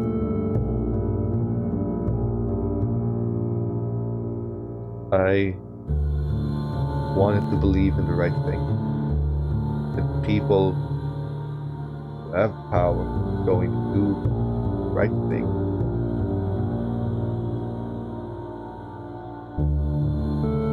But in the end, I can't trust them.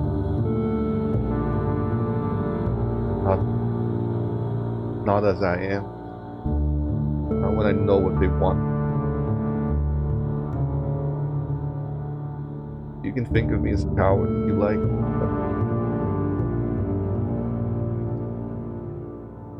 but I took a way out that I know was going to be a way out. A real one.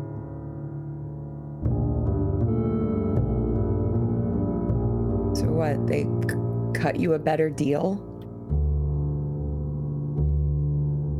Look me in the eye and tell me that if I did what the PA wanted to do, that they were actually going to let me live. Can you tell me that with full certainty that you weren't going to be ordered to kill me right after? Or someone else might. I can't say that. But now that He- you're a known replicant, do you think that you are in a much better position than you were before? He's walking Except with now. you. Mhm. I was just gonna say, except now there's a known killer walking around free because what, you didn't want to die at the hands of, the governing body through this. How many of our kind died at the hands of that same governing body already? Didn't deserve to be retired, if you'd like to call it. He opens the briefcase and shows you what's inside. Passport, document, hundreds of thousands of Chinyen. A guaranteed way out. Stamped and approved. And he only shows you this because it's a short walk from the courthouse down the stairs. He closes it and he walks down the stairs, and this is where George sees Evie walking with him. But he's leading to the black van, which is already open and has Can I two see guys. Did you guys tell me about this? Everything that was going on? I think we would have been relaying as much information as Okay. we can. And George is going to speak to you, LT, and say, LT, what's the right thing to do in this regard? I can drop him on a dime, but I need to know now. That's not your job. You've done your job. No, I know. I'm asking LT because I'm telling Lance. my trigger finger is itchy, and I'm I know. conflicted right now. I'm telling Lance, like, that is not your job. You've done your job. You have done nothing wrong in this job. So whatever happens now, whatever call you decide to make,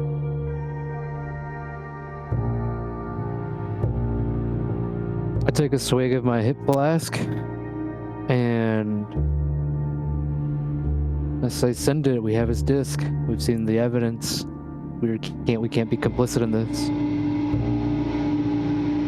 Retirement order. Out of character, do we have his disc? I thought we didn't. you don't. No, he has it on him, right? Yeah, he has it on him. You don't have it. Okay. So the There is only no way we can get retirement that order disc on is- it. There's no retirement order on him. Okay. No, Your job was to protect him. You were never given a retirement order. Your job was to protect him until he got his statement. He did his statement. You have no retirement order. You have no Okay. orders. You're off the case. That's what I'm letting Lance know for a fact right now. I would like to leave this up to a dice roll because George hearing what happened, he feels betrayed. He feels like this guy's a Judas If and you he do needs to be this- put down. If you do this, then you're not waiting for Lance's orders. And if you do this, I'll remind you, Evie's right there in front of some very tense Russians in front of their van. how far away am I? If you want to follow, I guess I would have been. because he only wanted to talk to Evie.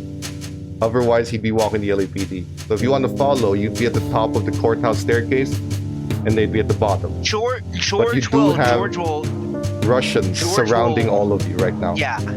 George will talk. We'll get on the comms to Evie and say, Evie, you are the only person who I think has the right to make this judgment call. What do I do? Do I let him go? He's getting on the van. It's so funny. Literally, right before you said that, I was going to say, I take out my gun and I shoot him in the head. Do you want to? Just remember, he only shows you I'm this right when you're at the moment. outside. I literally was about to say that You- before this. Just to be clear, when he showed you the briefcase, you are outside. And Yeah. there are Russians, media, and everyone around you. So this is And very their public. Okay. I've got a suppress. I have a suppressor on my rifle. By the way, And he's out of so sight. they wouldn't know where it was coming from. They wouldn't. But your teammates Yeah. are in the line of fire of a bunch of armed Yeah. Russians. No, with that information, because I just thought it was him and me. It was you walking It's and talking. yeah. If you wanted to shoot him Yeah. during the talk, then you'd still be inside. But when he No. showed you the Yeah. briefcase, it was out in public. He just didn't show everyone else what's in it. But he opened it to you to show you very briefly what was in it as he's about to as he's about to go to that black van. Yeah. Then Evie says, as much as I want to end him right here and now, it's too public. There's a time and a place for this, and this is too precarious right now. You audibly hear a shaky exhale on the part of George as he just says, "Drinks are on me tonight. Fuck this noise," and he rips off his mic, and there's no shot that's made. He gets in the van. It's a slide open on the side. He sits down. The Russians tap on the car. The van closes. He drives off, and 2 other vans start driving off with him. That's it. Court hearing's over. guys are done. Lieutenant, is it worth following? It's Are a we done van here? Oh, I feel just like a flanked jackass. by 2 other vehicles, one in front, one in the back. Both vehicles heavily armed I did armored. put Heavily I did armored. put an APB out on his van, on that van, by the way. I did put an APB out on it. And I wasn't interacting with any of this. Last time I saw him pretty much was at the courtroom. I could have easily been going back to get my spinner. I wouldn't mind following these guys just casually. Ain't nothing wrong with driving through town. You want to follow? I think I'd say, you should. Lieutenant, unless we're done here, Lieutenant. I think you should, just for hair. Yeah. Okay. Then I need a driving roll from Echo. Now, this is my bad. I've misunderstood the rules until this point. The reason there's only 1 dice in the driving roll is because the other dice you're supposed to add is the maneuverability stat of the vehicle that you're driving. So that's my bad. So when you roll your driving and you're using a detective spinner, the maneuverability is an A. So when you click driving, Nice. add another dice that's an A and then roll. Add another dice that's an A. How do I do that? Yep. There's That's a plus D12. button There's next a to the plus dice. sign. So add an A die because that's the maneuverability of the vehicle you're driving. There we go. We're always learning things. I learned Now I this can from do the Year Zero anything. Discord. This is why now I can do anything. This is why I failed those other rolls. I'm going to blame it on that instead of getting distracted by the hologram. Go I ahead. got to get this briefcase for Evie so she can have it and go off and start a new life.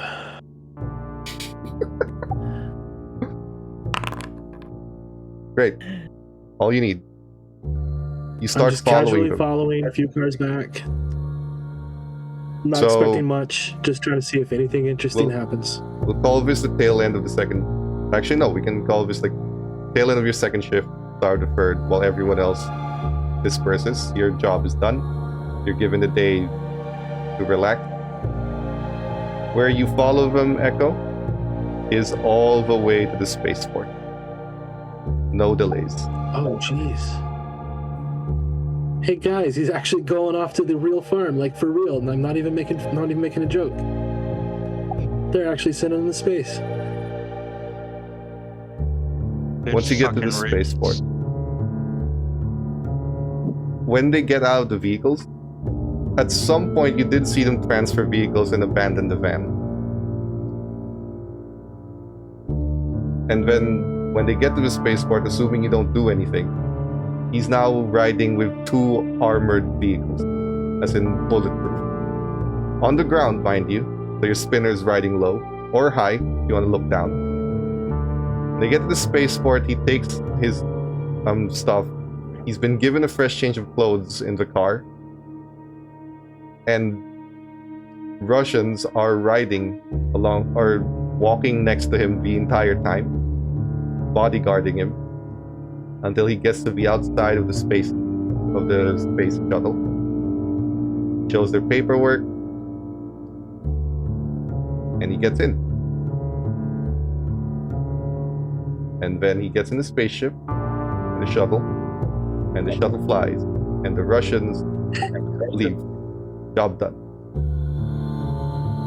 No fuss.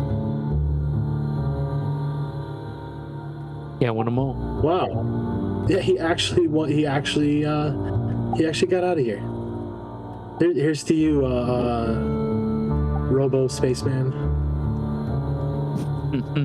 I'm gonna look up to him and just Spaceman. So, yeah, man. I'm kind of like, it's like watching it's like being on the hunt for like a panther or a mountain lion or something like that. That's your job, is you got to take them down. But it's like at the end of Predator. You got to have some respect. so He the got away. problem I for did not expect Jord that. and Land is that this is the third shift is now your 4th straight without downtime. if you choose, because you have the rest of the day off now, you can just take 2 downtime and then get your body clock back, so to speak.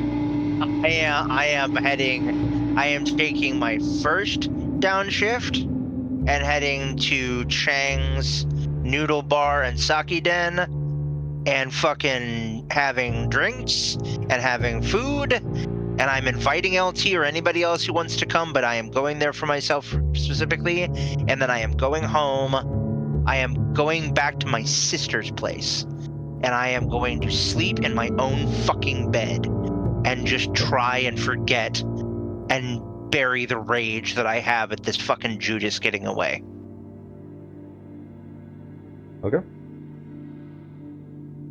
So, But he Yeah, won't. I mean, but I'm George will specifically make an offer for LT to join him. Yeah, I'm following you. I kind of besides myself. just to so we're on the same page, would all of you just like to spend 2 downtimes now, just to clear the day, get everything back on track, because you don't have a job to do yet? I think so, right? I mean, Yeah. Yeah. Okay. Would you like to spend the first one with the noodle shop together, or do you all have separate Yeah. agendas? No, I think noodle I'll shop go. sounds like fun. Yeah, sounds good. Let's get some food. Okay. Anything that almost afraid to ask? Anything you guys want to talk about? It would have cost them nothing to just dump him in the desert, put a bullet in his head. They actually followed through. I wonder what their either they got a big heart or there was a reason. You want to It speculate? runs deeper than we know. I think You're allowed to over roll if noodles, you want to speculating speculate. over noodles. Just a I general think, yeah, insight yeah, roll it if you want to was- speculate on possibilities. You don't think the A general DA tech roll? assistant Sorry, what was that, Echo? could? I was gonna say you don't think the DA assistant. Obviously, that whole the DA was an act in the courtroom. He wasn't actually surprised. They weren't working. Can Oh, the we DA was assume pretty that, pissed. Or yeah, I From the think, 2 of you I who've been think there the that whole time, the DA is fucking pissed off. I think that So, the does assistant the- DA is crooked. I think the Russians have the assistant DA in their back pocket. So the DA doesn't know what I know right now. DM, was the guy in the suit that I saw getting the briefcase, was that the assistant DA? Yes. And I will convey that. I'm like, no, as I'm taking a giant bite of noodles. I'm like, no, the fucking assistant DA, he was the one who got the briefcase that I observed. I didn't recognize him at the time, but from what you described, Evie, that it's the same fucker. This was an inside job. So what, do I put it in my report? Is the DA gonna be looking at my report and know that I'm the one that let that get away? That's not your job anymore. That doesn't belong in your report. But for now, we're a bit over and you guys want to speculate a bit. We're gonna take a break.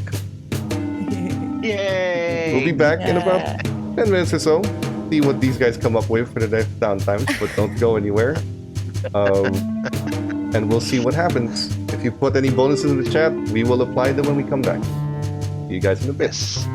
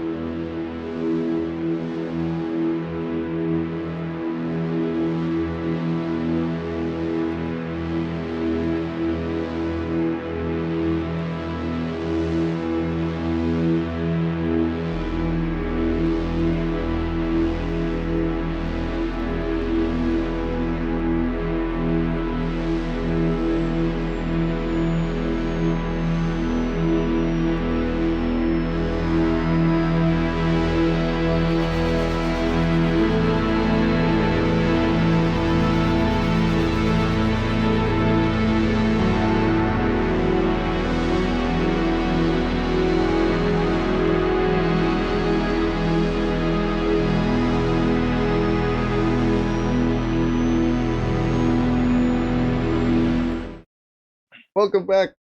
And we are back once again with our Blade Runners who are now fresh off their case, which technically you've done right. As far as paperwork is concerned, you have done your jobs as you're supposed to. The court proceedings were never any of your concern on paper.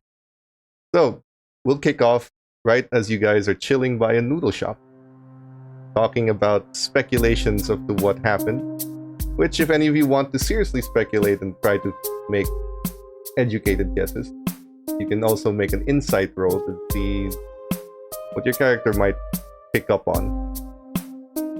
George I would just absolutely knocking down be- our noodles. Those insight. One for Evie, one for Lance. Okay. I'm over here drinking the sake, just like at this point, I'm trying to get as hammered as possible because, like justice escaped my fingers. So, here's the one thing. When it comes to criminals in the underground, a reputation is everything. What you say, what you do, how you do it, especially for organized crime. If they made him a deal, then they made him a deal. Following through on it could be as simple as that was the deal. Now, if you remember the courtroom and everything around you, there were people ready to shoot him. There were police officers who took a deep breath of relief that they didn't have to do anything, that they've done nothing wrong. There were situations set up as contingencies, meaning they probably didn't know whether or not he'd accept it, and they prepared for every scenario. But this could very well be just as simple as you make a deal, they follow through. And that sets up their reputation for everyone who hears about this. The deal with the Bratva is a solid deal. Now, as far as It was a PR opportunity. As far as what's gone on with everything, this is also good news. Whether it's good or bad for you guys remains to be seen, but it is good news for people like, say, the Replicant Freedom Movement, who might be looking for opportunities to make deals with the Bratva now. One way or the other, he made a deal, they followed through. It's as simple as that. At least from your perspective. The Bratva want to make sure that their reputation's clean, at least as far as the Underworld's concerned, and they have. Business is business. If they just killed the guy that they made a deal with who got them off the hook for something major, well, that's going to be bad news for them. No one's ever going to trust them. As far as the Replicant's concerned, here's where the problem comes. And because you guys are spending downtime, anyone who has any stress damage, just recover that now. Since you're only spending this eating. When we kick into the second downtime, before shift and everything, the only reason it's still downtime is because you can't follow through on the order. But your KIAs do receive a retirement order on Vic. The problem is, when you look at the retirement order, it's predated. Meaning the DA signed off on this retirement order a week before. They were never gonna let him live. But when the retirement order kicks in, first of all, I've assumed like the first emotion is that fuck, you should have killed him. But then that would have still been illegal, because you can't go ahead of a retirement order.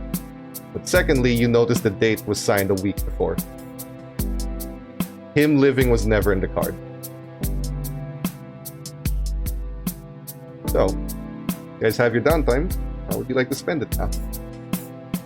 George is just eating noodles like a man possessed, because the first thing you guys noticed, like within the first week of hanging out with him and working with him, is that when he gets pissed, he eats, and then he goes and works out. But no, he just kind of, as this news comes out and we get this, he just kind of slows down his eating of noodles, finishes up his 8th bowl of noodles, and finishes his drink of his bottle of sake, and just kind of is like, I'm all for the law, but this was a really shitty deal for him. And as much as I hate people going back on what they say they're gonna do, I can't blame him. I'm glad I didn't kill him. He played the game and he won. Yeah, but we just made our job way harder. Because we can't carry out that order anymore. Because he is in space. Yeah, but if he ever comes back, we can. And as far as I know, our job is to police this planet. If he's not on this planet, it's not our job. Doesn't matter exactly where he is. It's like Lance will just like rub my head, my hands on my face, and I take another swig of my drink to say,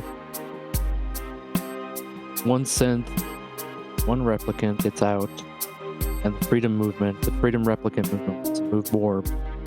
What are we supposed to fucking do then when our targets begin to move out of here faster than we can get to them? It's gonna make us look bad. Then we're out of a job. Then what do you do when you're out of a job?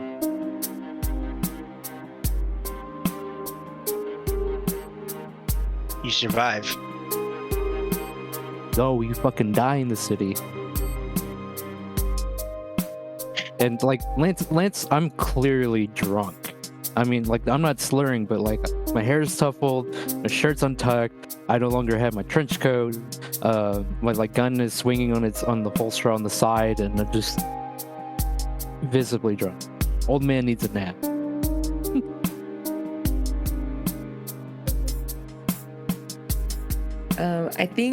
I think Evie wants when she sees him, that LT is sloshed, like everyone's just upset. I think for her off time, she'll leave, and what she's gonna do is go to what's like a reputable newspaper. In the city. They don't exist anymore. The LA Times is around, but like, reputable is debatable. You have a depends how much. Kill media. Depends how much you can afford to pay. Okay. I don't know. I guess the biggest news. I mean, the LA Times is still around. Yeah. So go to the LA Times.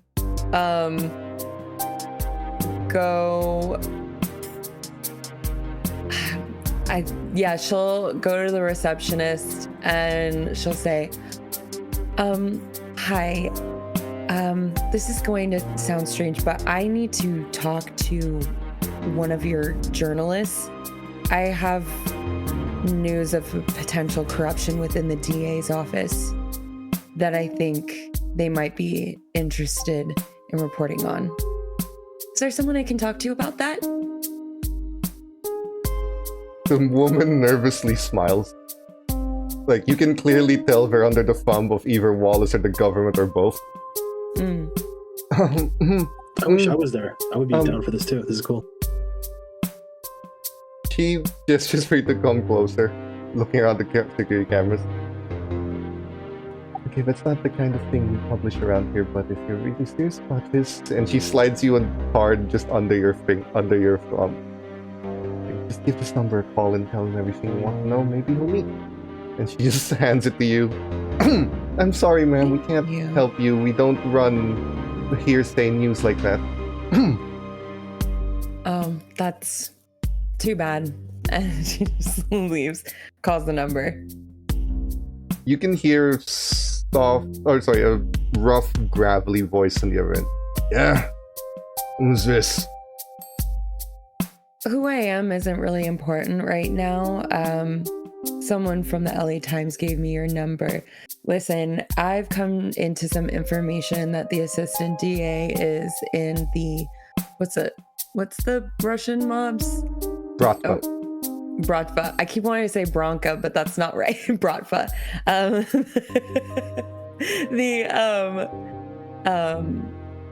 Is in the back pocket of the Bratva. They just made a deal to turn their star witness in a pretty big case. I know Yeah. this isn't your best map, but you're gonna roll connections. No opinion here, because you can't bribe a guy you don't know. But Yeah. Okay. there are 3 plus 2. Yep. Oh, you don't even need It's it. too bad you didn't take Lance with you. Hey, it's a critical. It's a critical. it's a good thing too. you I didn't Well think take I'm done. an A in empathy. Well done. Well done. Well Thank done. you. Well done. Well done. Connections might not be my best, but my empathy is very high. You think, interesting. Wondering about that shit show of a court case. Yeah. You willing to give me more details there? Sure. Sending you an address. Don't like talking about this on the phone. He hangs up. Your phone receives an address to go to. Mhm. It's in Little Okay. Tokyo. All right. I'll go. We'll cover your... Since this is all within your general downtime, we'll cover this. You head to... Not a seedy apartment, in fact. It's lower mid-range. It's a 5-story building. Nothing special about it. You head up. He's on the first floor. You knock, and the guy opens. He has long, slick back hair, probably in his mid-30s. Bit of a 5 o'clock shadow, neatly kept. Smells of cigarette and whiskey. But the room itself is fairly clean. Like this seedy or this slightly lower class apartment, you'd expect some trash lying around, because there are some in the hallway. But in his room, it seems fairly put together and clean, and he even has a nice little setup with a computer and everything. He looks at you. You that caller? Yep. Inside. You weren't followed, were you? Was I followed? You don't think so? I don't think so. Like, should I roll? I don't know. Go inside. You close the door. You have my number from Grace? I don't know. I didn't get her name. It was just the receptionist at the LA Times. Yeah, that's Grace. Okay, so, who are you? And talk to me about what you know. Your name's not gonna be out in the newspaper, but I personally need to know that I'm talking to someone legit and not some other coked up hooker on the street. No Evie offense. takes You out don't her... look like that. Just you're covering my bases. None taken. Evie takes out her RDU badge and shows it. Yep. Is this legitimate enough for you, or? Great. So, what do you know you want on print? So my group and I, we were tasked to keep the replicant safe. For his testimony, and he seemed to be pretty gung-ho to tell the truth, and he was very certain that that guy had killed that person and that he witnessed it. He also believed that the DA's office was going to arrange for him to transport off-world, which we kind of all knew that that was not going to happen. One of the members saw the assistant DA pick up a briefcase from an armored van as he was entering the building. He showed up late, exchanged some words with the witness, showed him what we now know is were a bunch of forged documents, passports, ID, all of that to the witness. He changed his story, and we watched him transport off-worlds. DA didn't seem to know anything about this. In fact, they just ordered us to retire him. So yeah, pretty sure that the assistant DA is working with the Bratva. Piece of shit. and I don't really trust the proper channels in the LAPD to do anything about this. Figured that. No, it should. You Thought think- maybe a journalist would at least have some kind of integrity. Apparently none at the Los Angeles Times, though. Yeah, well, you think I got fired? I didn't know that you used to work there. That makes a lot of sense. I did. Till I wrote a nice little article about how the mayor's taking bribes. He just writes down everything he said. I get the word around one way or the other. Anything else? No, that was pretty much it. Alright then. That's something to run. Thank you. You're welcome. Assuming you don't want your name anywhere near this, so I'm not gonna bother asking. Well, you can have it. I go by Evie. It's not a real name or anything. It's just a part of my... Replicant? Yeah. I get that. I am too. Oh. I go by Steve. Just offers a handshake. Nice to meet you. Yeah, go figure. LA Times doesn't like in jobs reporting on their government officials being corrupt. It's the darndest thing, isn't it? Weird. He just writes things down. So, there's nothing else. Free to go. Here, Alright. have this on me. You hands you like real beer. One bottle. You drink or? I got coffee It's a new hobby. A coffee I will take, actually. Cool. He takes some out and just pours them in the glass. It's on a maker that he has. Not the best, but it's better than that synth shit. He hands you the glass. Keep I'm it if really you not gotta picky. go. Don't mind. Puts in those to-go cups with a plastic lid on it. Mhm. Well, look out over the next couple of days then. Alright. Word's gonna I spread will. in the most unconventional way. Well, it was good to meet you, Steve. Just nods at you and opens the door to let you leave. When you exit and the door closes, it does not take long before you hear rapid footsteps and very angry typing. I like to imagine that the next day on like scream sheets there's this thing of like Sausage Fest, assistant DA in cahoots with Bratva, aka Bratwurst. So, I mean, you'll have to see, but that, if you want to spend your downtime doing that, I will give you humanity, because that goes against your job. That's not something you're Nice. supposed to do. Would the rest of you like to do anything?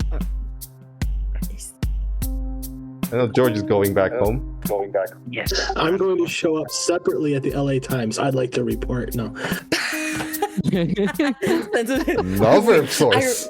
I run into Echo on the way out of Steve's apartment, like, what? You too? No, So, I'm I already told him. Yeah, I drove Stone home since we live at the same place, and just gonna chill for the night. Oh think no! about everything. I took my own car to my sister's place, to the family house. I went and Oh, slept in very my own. I went and slept in my own bed.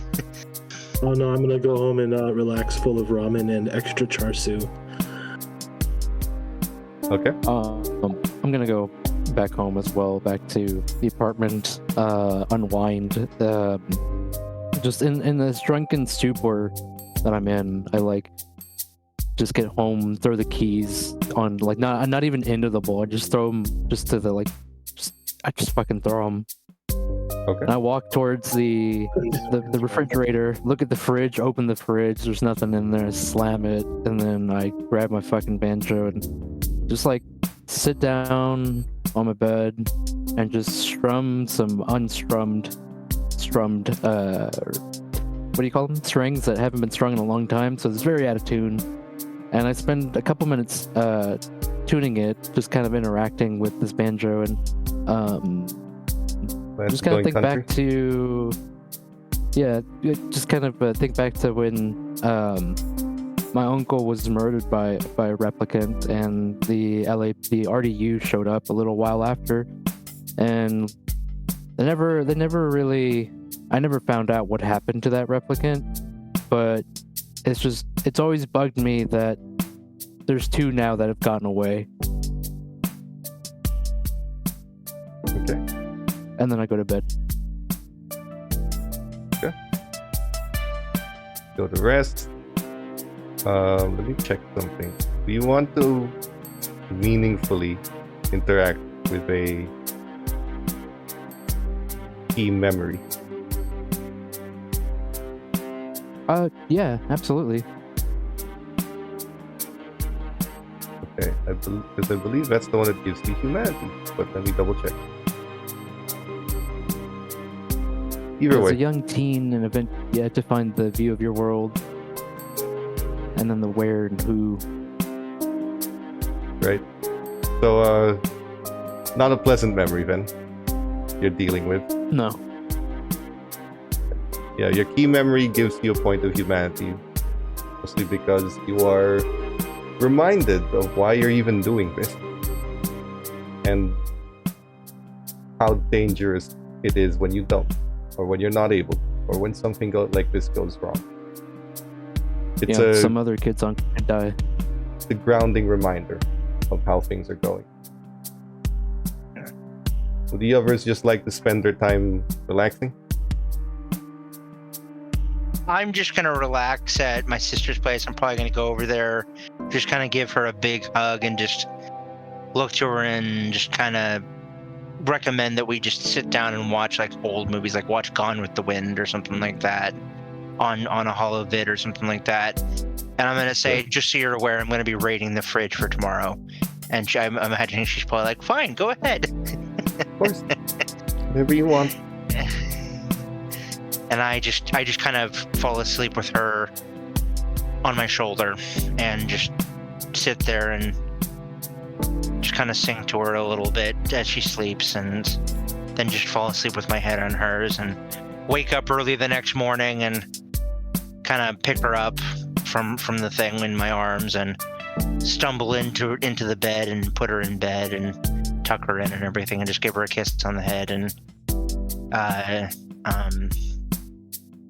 I'll tell her, I'll say, not knowing if she's awake or not, I'll just kind of whisper in her ear, I'll say,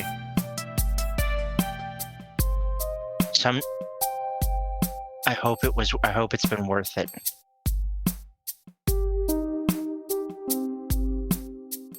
And I will then go into the fridge. I will then gently close the door, head in, and get one of those large canvas bags, and just raid all the Italian food that I can possibly find. And I'll head into the department. And once all the team comes in, all of their favorite dishes that they had before, and even a small assortment of things for the LT that because he's never had my sister's cooking. I'll make sure that everybody has a good amount of each of their favorite dishes for lunch that day. Or that, Echo, there is a second downtime. Did you want to spend it doing anything? Or just straight up relax the whole day? Rare day off. I'm trying to think if there was anything any loose ends, anything I would like to just kind of...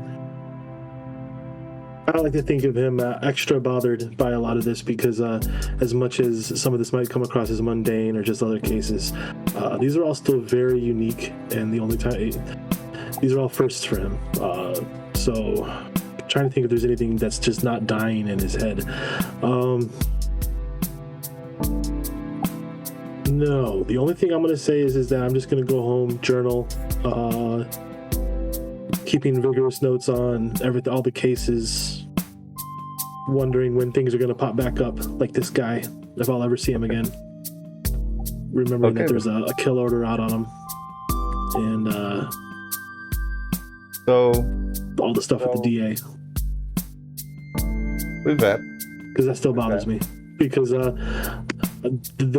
DA being out of it, you expect a corrupt DA. It would have been less surprising for me to see a corrupt assistant DA, and that the DA was acting while in the courtroom, which is what I assumed was happening, because DAs are corrupt. He's going to put on an act. But hearing that there was that he wasn't in on it has left a really needle in my mind kind of situation. Splinter. okay. So it bothers you. You go to sleep. Next morning, whatever you feel about this has to be shoved down. LAPD's LAPD, do what you have to do. When you come in, however, Evie, it was a Nexus 8 you've been guarding. Baseline test. Insight roll. Oh, that. No one has given any negatives, so there's just the 3 plus 2s floating around. Perfect. Done. Back of your mind, no problem. Take a promotion point for succeeding a baseline test. And everyone else, including you, like an additional one. For one more promotion point for everyone else for, well, doing the job. He gave a statement. Like I said, doesn't matter. So the rest of us get 2, or no, the rest of you get one. Evie just gets 1 on top of the base. Gotcha. So she gets 2, but we all. The rest of you just get 1. Okay. Gotcha. Can I also, because I have enough humanity points to raise up my my observation from a, what was it, a C to a B? Could I do that 10. now? Yes, Yep. I have. You 10. can take out 10 and put that up. I've been saving them. Become more aware of your surroundings. Yes. So, Frickin' finally, now I can see things. when you guys get back to the office, Holden calls you there. He looks at everyone. Alright. First of all, good work.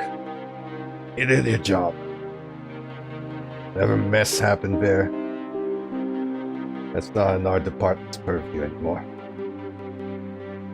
Secondly, he gives you this look. Like, do not question him on this. But he gives you a look of, good job on fulfilling the retirement order.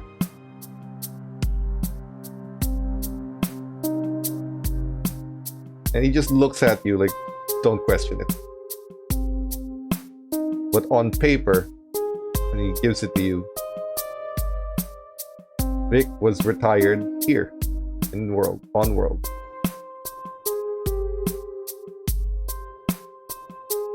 But he just looks like, don't even ask. Hands it to you. I look at the document, having the sunglasses down, and then like, you know, you could tell that I did not sleep well at all, and I just put the sunglasses back on, and I just shake my head, and I just keep silent. Sometimes I'm gonna say if you're sorry, you're gonna keep going after the silence. No, I'm just gonna say, I was just like, silence is very powerful. I'm gonna say so what if he stumbles back into town? Do we make this a reality? Dead man can walk. Yeah. Just takes it.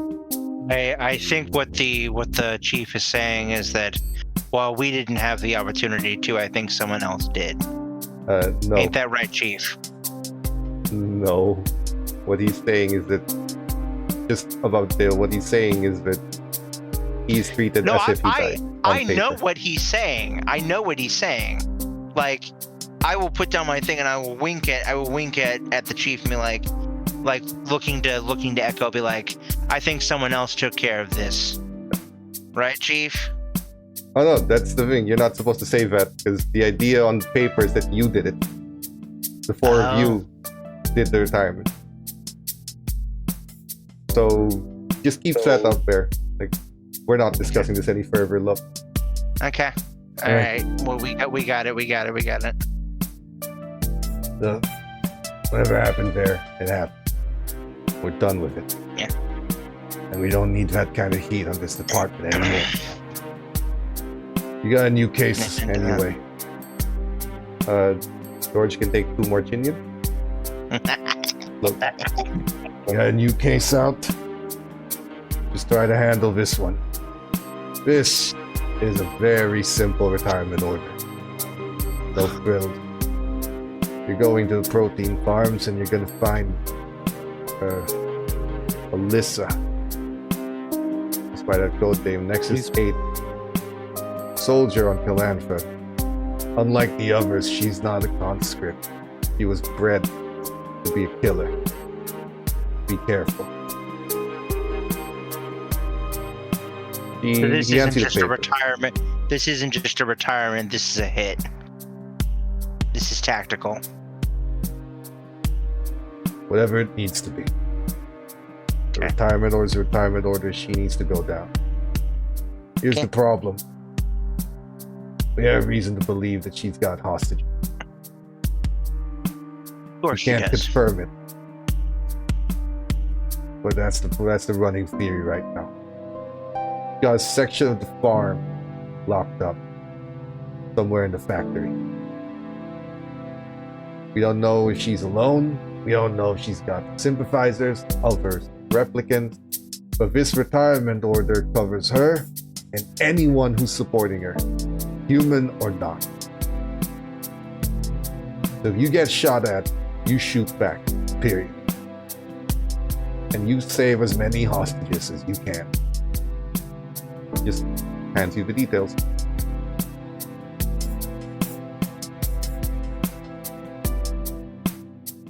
Get out there.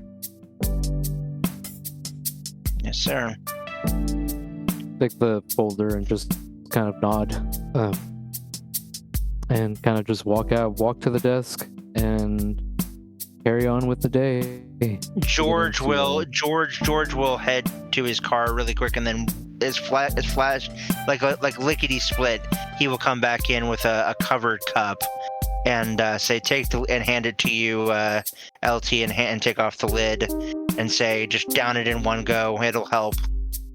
He just kind of looks to you and he's like, and you take off the lid and you know a prairie oyster when you see one.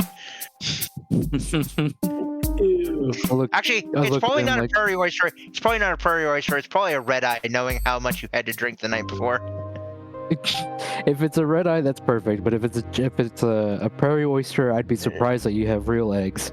It's a red eye. It's a red eye.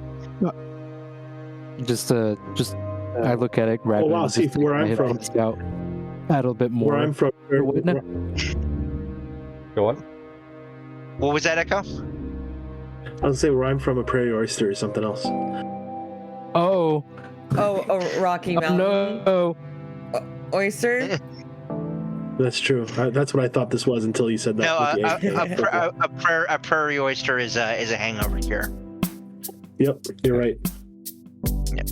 So you're heading. I would add a little hair of the dog. Yeah. Sure. Yeah. You're heading out for a retirement order. This is as simple as a job can get, or it should be. Do we have enough time that George could potentially spend some of his promotion points on gaining a new specialty? That takes a shift. So if you guys are willing to spend the shift, you could. Okay. But you're on your first shift for the day. The document that we have, I would like to go over the details one more time. Everything that we know in the document is current as to how long ago. As to 24 hours ago. 24 hours, okay. So AL 5-9.3. She was a Calantha soldier. One of the latest, meaning the last made Nexus 8. She is Well, the first odd thing that you'll notice is that her serialization is based on the Nexus 9. The Nexus 9 model, similar to Eevee's number dash number dot number, which is not how the Nexus 8s were categorized. Strangely. But that is the serialization that you've been given. Of course, this is not a specialty of the Blade Runners. They don't, track serialization. This is just something you know off the top of your head. But having retired your share of Nexus 8, Okay. it's just odd. But the retirement order is a retirement order. The other thing is, she is a soldier on Calantha with a built expertise in automatic weapons. Meaning she's not a sniper, she's a front shock trooper, kind of. So the ones who survive that kind of role, especially replicants, are the most hardwired survivors. They're the kinds you'd expect to have strapped rigged doors and the like. So it's not going to be a very easy infiltration. They're also the kinds that, in your mind, you'd expect to be willing to kill civilians. So if you don't enter quietly, you could risk a bunch of dead people. If not all of them. And so far, what you know is that the factory workers are still in there. And that they've been locked in. So she does have about 30 or so mixture of replicant and human hostage. So this is not just a retirement or anything, this is a hostage situation. It is unknown whether or not she has any help, but according to the file, she posed as an employee of the factory for about a year, basically pretending to be a regular Nexus 9 working there. It's unknown what triggered her to do this. If she's been hiding ever since the end of the Calantha Wars, why come out now, of all time? They didn't even know she lived during that time. That's the whole point of a Nexus 8 hiding out as a protein farm or anything, is that no one knows who is and isn't a Nexus 8 until you reveal yourself. So she's been hiding. No prior records recorded after this. But her service record indicates she's a decorated soldier.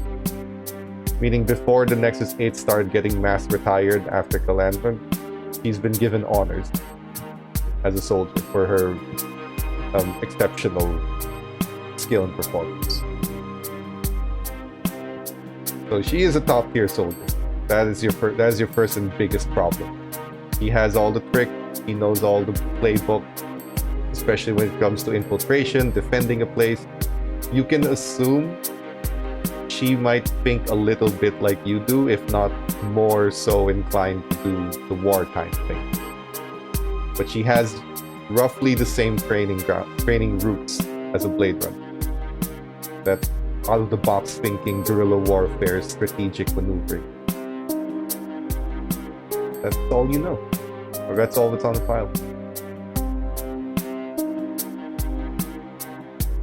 And just looking over this, my biggest concerns is hiding. Why did they decide to do this now? And I kind of look at everybody. And, if anybody followed me to my desk. One more important thing: she has not made demand. It's been 5 hours since that factory's been held hostage, assumed hostage, and no demands have been made.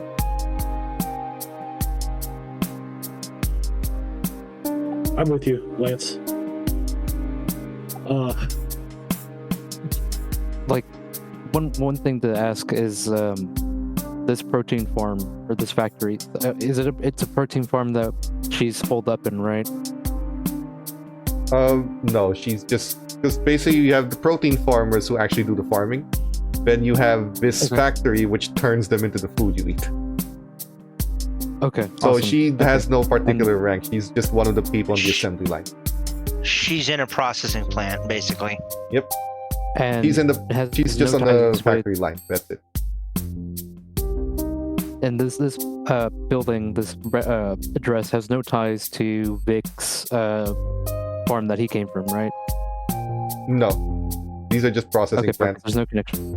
Okay, no connection there. Well, I guess the only connection is that protein farmers sell their proteins to these plants to process. But that's it. Like, that's not a real connection. That's just the process.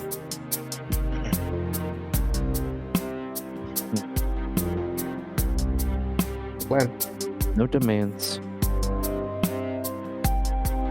Well, whatever she is, she's gonna set up She's gonna set up sight lines for automatic weapons. If that's what that's what her specialty is, that's probably the way she's thinking. So, can we hit her from behind with a we got a breach, unexpected way,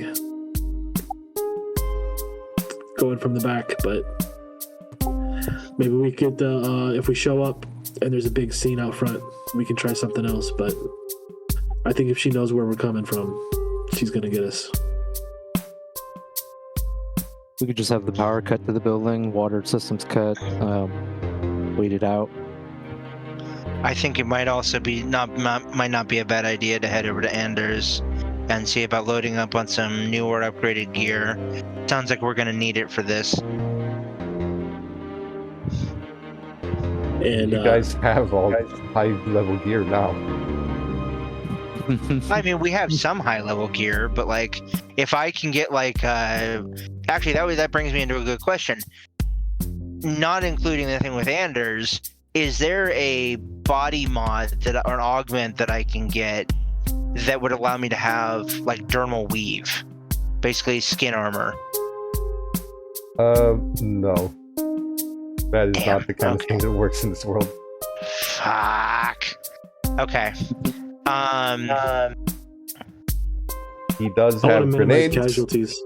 I didn't come here to kill real to kill real people. So He has That makes grenades. sense. There are also medical implants, which are very costly, but can remove a critical injury. Okay. How Right much off are the they? bat. A medical implant is 6 chin yen worth, and it Jesus. basically automatically removes a critical injury. You can have prosthetic arms, which gives you advantage to force. Prosthetic legs, which gives you advantage to mobility. Synaptic implants, which gives you 2 initiatives, and you can pick the better one. Yeah. How much are the prosthetic arms? 10. No. I don't even have that much money on me right now. If you like, you can spend the shift trading promotion points for money. No, because I want those too. Dang it. Okay, it's fine. I guess I don't. I'm strong enough. I don't need advantage on.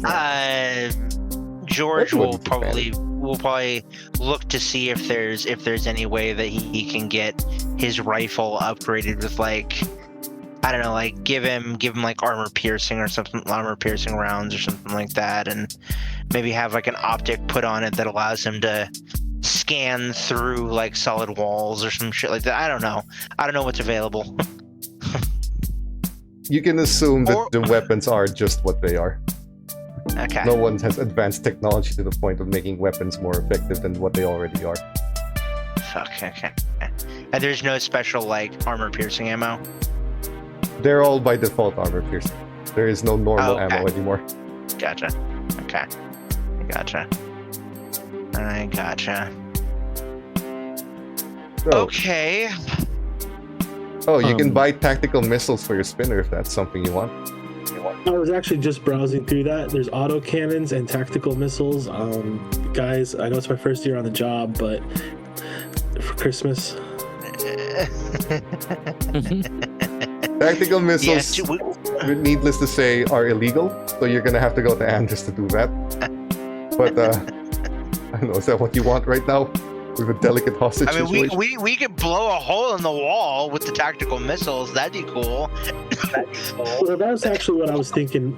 I know we're joking around here, Lance, but I mean, I think, can we just run? Do we have any a vehicle we can just ram the side of the building and get in there? I don't even think we have a breach and clear spinner. Just slam into the roof.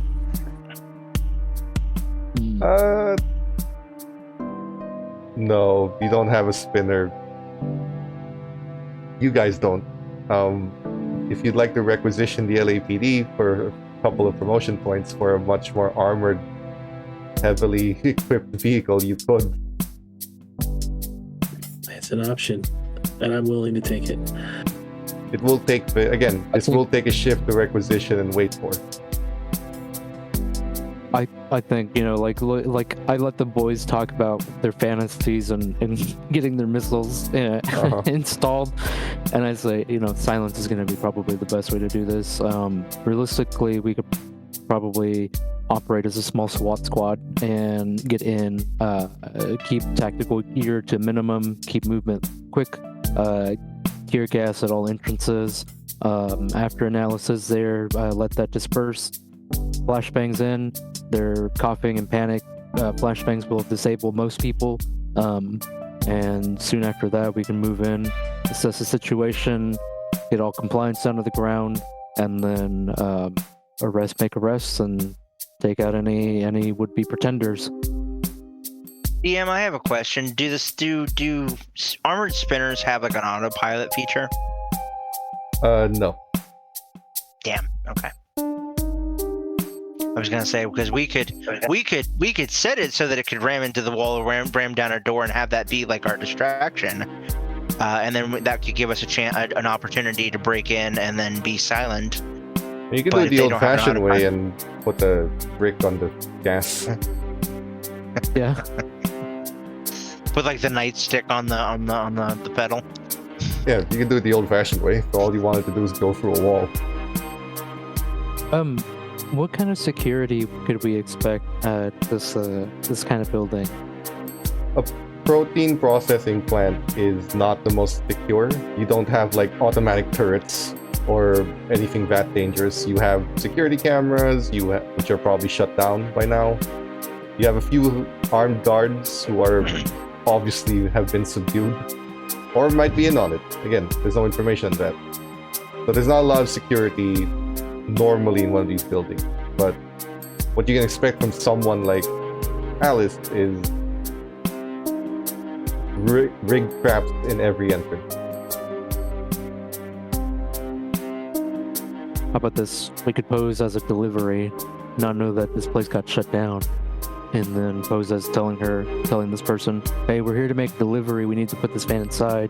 It's got volatile goods. They're going to expire pretty soon. We got to get these processed, otherwise we're going to get fired. That could be a cover. Sounds as good as anything else.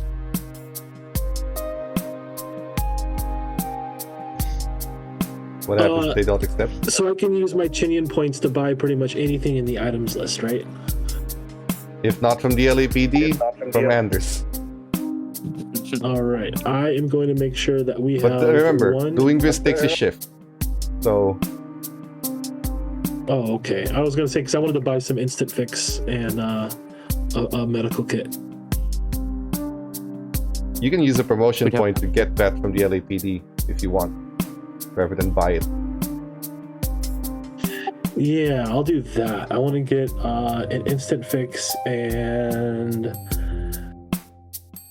You know what? I'm going to do an instant fix and a medical adhesive.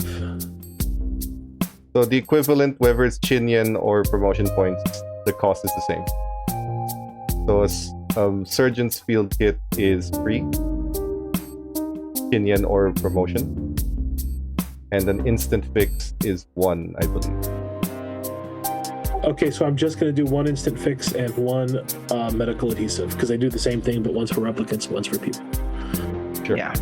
I'll give that to you. If you take it from the LAPD, it's free. There's no time spent, but if you take it outside of the LAPD, that's when you spend a shift, because you have to look for it.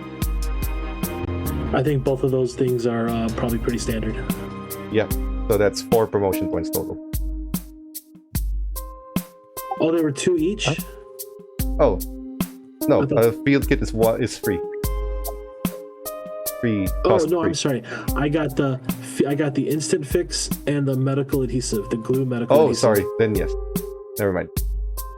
I The subtracted adhesive one is promotion point. the adhesive is standard. Sure. There you go. Then you just I need would like to. I'd like to get 2 flashbangs and 2 tear gas grenades. That'd From be the LAPD? Yeah, through the LAPD, because this is a LAPD business. And that would be 4 promotion points. flashbang is the promotion 4, and then the standard grenade is 1. So 2 flashbangs is 4. 2 grenades is Yep. 2 more. So that's 6. Is that the tear gas grenade? Oh, not the regular. Not the regular grenades. No. Well, no, they no, cost no, 1. Deadly The tear plus gas costs 1. 1. Okay. So 1 Okay, each cool. and then 2 each. So that's, if you're taking 2 of each, that's 6 total. 6 total. Cool. Awesome. That'll leave me with 2 promotion points. Hopefully we can do something. You've got they're all in there. Once you start using them, it'll show you that it's been spent. It's in your combat Perfect. tab. Anything else taken from Thank the LAPD's inventory? Oh, sorry, I put that on George. My bad. I will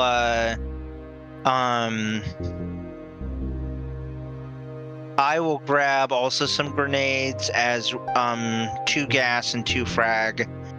And then I will also grab Maybe some breach charges, something to breach doors in case we need them. that's what I was thinking was that like 2 or 3 breach charges as well as So it's 4 promotion for 2 frags and 2 gas. okay. Then I'll how many breach charges do you think we're gonna need, LT? Minimum 2, but I can pitch in for 1. Okay, I'll get 1. You get 1. That would I was be gonna what's say I called. can also pay for 1 too, because I don't think I'm gonna grab much, and I have 9 promotion points that I can. Okay. So that gives us 3. Okay. And then So that's explosive I would, blast powders D, which is your standard breaching. That is 1 Chinian, 1 promotion point each. That's 1 for George, 1 for Lance, yeah. 1 for Evie. And then yeah, the only other thing I'm gonna think of getting is a I'm looking here and I'm looking at the items and I'm trying to see where are the items. Where's the item list? Is it tools of the trade? I believe so. Yes, under. Do you guys not see the RDU folder miscellaneous. in Ford? It's on the briefcase icon. There should be a folder with all of this Yeah, stuff in core there. rules. Yes, tools of the trade, right? That page. RDU Yeah. gear is Oh no, not the rules. The thing that has the briefcase icon. There should be a folder that says core rules. Yeah. Yeah. And then under core rules, there's a That's section that says items. items. Yeah. Oh. That should be okay. everything. Okay. Items. Wait, hold on. I am not seeing the briefcase. It's I up see a at the book. top. Oh, there it is. There it Next to is. the book, Okay. Yeah. I got it now. Thank you. Let's see here. Ranged weapons, stimulants and pharmaceuticals, close combat weapons, synthetic augmentations. Let's see here.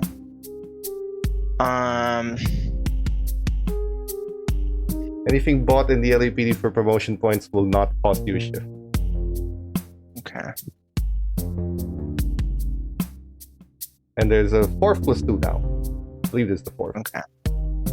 Yeah, that's 4. Thanks to Birdzilla. Yeah.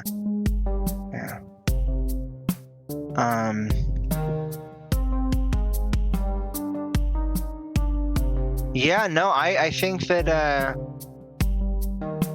the only other thing I was gonna say, well, how much? So let's see here. Flares and chaff, autocannon, tactical missile. What is this? Blast power. How many- how many- B. How many plus 2s do we need to get tactical missiles? What's Hold the on. conversion rate on that? There is an LAPD detective spinner that comes equipped with tactical missiles, which you That's can funny. spend 3 promotion points to requisition. I don't think we absolutely need it for this mission, but it's good to know. I mean, that would technically use up all the rest of my promotion points, and I have no problem using it because I'm not going to use it for anything else. Would we get to keep the spinner afterwards? Would it like be brought into our unit? No, for that you'd have to buy it. Okay. But it is also because you're not supposed to have that kind of heavy weaponry all the time. just retiring Nexus 8s from like downtown. Along with whatever humans are next to them. Okay, so you guys are good with your equipment? I think we're good. I think we're good because we've already got all the weapons we could possibly want and all that stuff. So you want to head out on your first shift? Nothing else to do, because this doesn't take a shift. You're just getting from the armory. I was going to try and get a promotion, get a specialty, but I just used up most of my promotion points to be able to do that. The only other thing I was going to say, no, I'm good because I have a very specific thing that I want to do with my humanity points, and I'm saving. I need to get 2 more to do it. Okay. So because this is a breach. Oh yeah, go on. I was just gonna get some zip ties, and then last thing to do that's would be you always have police multi-tool bracer in case there's some like tripwires or something we need to cut, and there's just cut the blue wire, that kind of sort of thing. And if I could spend Chinyan on that, that would be something that I would buy personally. The multi-tool? Yep. So I know we're talking breach. Yeah, you can spend a Chinyan. That's a small enough item we'll take to your shift. I was about to say breaching, but do we want to get somebody on the inside? I think that's the van delivery thing where we send somebody in as a van driver. 2 people go in. There's a there's a duffel bag with extra gear in there, and then that's a civilian ground truck. Outside. Might I make a suggestion? Me and Evie in the truck, they won't suspect a replicant.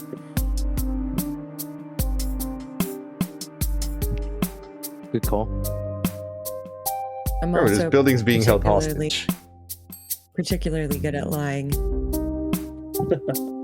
So, I have no problem. You know what, Evie? You could take me hostage when we get in there. Now this is a factory. Can we during this first thing? Can we take a look at the blueprints of this place to see if there's like rafters where I could do Overwatch to try and get a better vantage point with my rifle? I always forget what these are called, but you know those when it's a flat roof and then there's like a glass panel that extends upwards? Yeah. There's that. Yeah. And then there are Okay.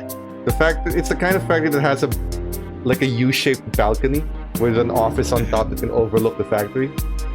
Yeah. Not really rafters, but there's that balcony, and there's a lot of that balcony covered in the dark. Okay.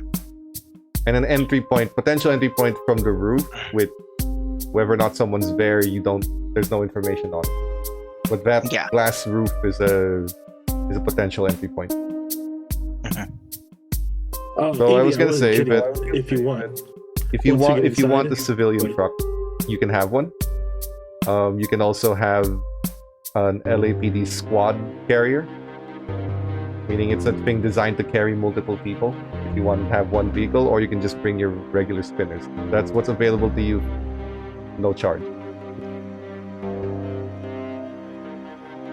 Well, 1 truck and then 1 spinner, because if we're 2 spinners.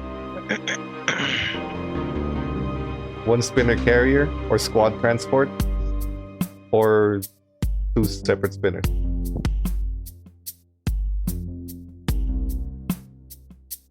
Sorry, I was reading what PWP put in the chat there. That's a good suggestion. But I said 2 regular spinners and then the civilian truck. That way we can have the civilian truck shows up, and then whoever's driving the two spinners, we can separate and run with the two spinners in case anything happens and we need to get out of there if the chase extends further than just the factory. Okay. Evie, like I said earlier, I wasn't kidding. I think it might, if you want, you should maybe announce that I'm actually a fake driver, that there was an exchange, that you're and then when they confront me about it, I say, hey, I was just a scout. I was sent in to make sure the hostages are okay. That way they'll take me and they'll trust you. A double bluff, not bad. That It's a could dangerous work. game. It is Yeah. a dangerous game. That is, I don't like the potential where if they just decide that they want to like shoot you. I won't be armed. Maybe we can hide the shotgun that Shockman gave me earlier. I mean, that Stone gave me earlier. We'll hide it back with the product in the back of the truck. The rest of the truck looks fine. I'm not armed. And maybe even put a badge on me in my pocket. Whatever you guys decide to do, let me get into position first before we pull this off, because once you guys are inside, I need to be there so I can give you guys cover. Nope, gun under the seat, shotgun in the back. We're going with this? I do kind of like what PWB is saying though, like not gonna lie. Because I am worried that like they just straight up won't let us in if we're in a van. You want to go the negotiation route? I think that might be a good idea, but I Just don't know. so you know, I don't that know what only everyone works else is doing. if you do not pose as Blade Runner, because Blade Runners don't do that. So you're gonna have to pose as LAPD negotiators, which you can. There's no reason they need to know you're a Blade Runner. Yeah. You can pose as LAPD negotiators. I mean, I could do the negotiating while the Okay. van thing happens. You want to do that? Okay. I mean, it's also And a then good that way cover I'm for close, but Echo. not- Like, they sent a scout because they're trying to negotiate. Little scout, just to make sure. I'm just trying to go inside, make sure the hostages are okay, and yeah, if I get caught, I can also negotiate. I can talk it down, say, hey, I'll do my best.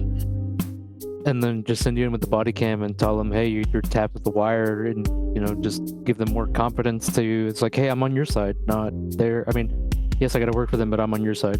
I'm giving you information. Oh, that's it's even deeper, Anything that can, even anything that you can give them to make it seem like you're not there to completely murder anybody or start anything, that you may be a little bit of a sympathizer. And it might give them a little bit more cause to believe that you are being held, and anything that can reduce the chances of my crew being shot would be very, very beneficial.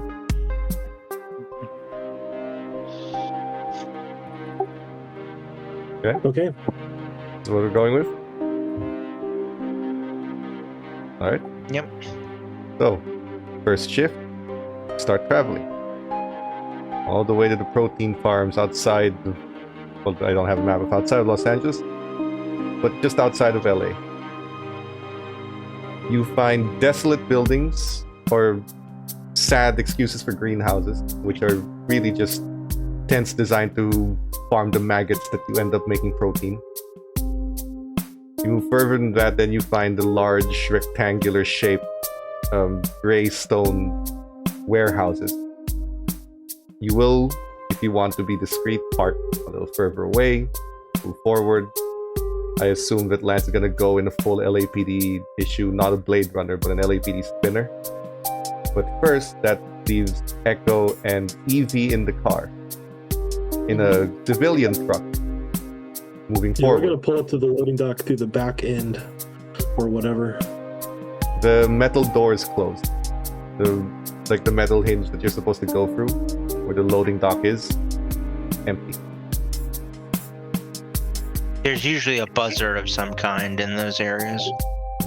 There is Yeah, I'm gonna normally. slam on my horn a few times, roll down my window, look for a camera, shake my fist at it. I would like you to roll your manipulation. And see how shaking your fist works on camera. You know what? Since the whole thing kind of hinges on this, I'm gonna use what? Do we have any +2s? You have 4. I'm have gonna several. use. I'm gonna use one of them, I guess. Let's see here. Advantage. Dang. Push it. I guess I can push. Yeah, I'm gonna push it. I'm gonna bang the side of my door. Thumb back at the back. Jeez. Be like, I gotta. That's load of even a stuff back here, critical. man. Okay. There will be a guy that comes out. Opens it up. He is heavily I'm armed. gonna say, what's the deal, man? We got a He schedule puts here, the man. gun at I you. got a load of product. Back the fuck off. Factory's closed. What What do you mean do? the factory's closed? The factory doesn't close. It's 24 hours a day. This thing hasn't closed in 20 years. Evie, will you say something? It's like we're just trying to do our job. Like we're doing a delivery. Why do you have a gun on us? And why is the factory closed? He will look at you and say, under new management. And he still has the gun train safeties now been clicked off.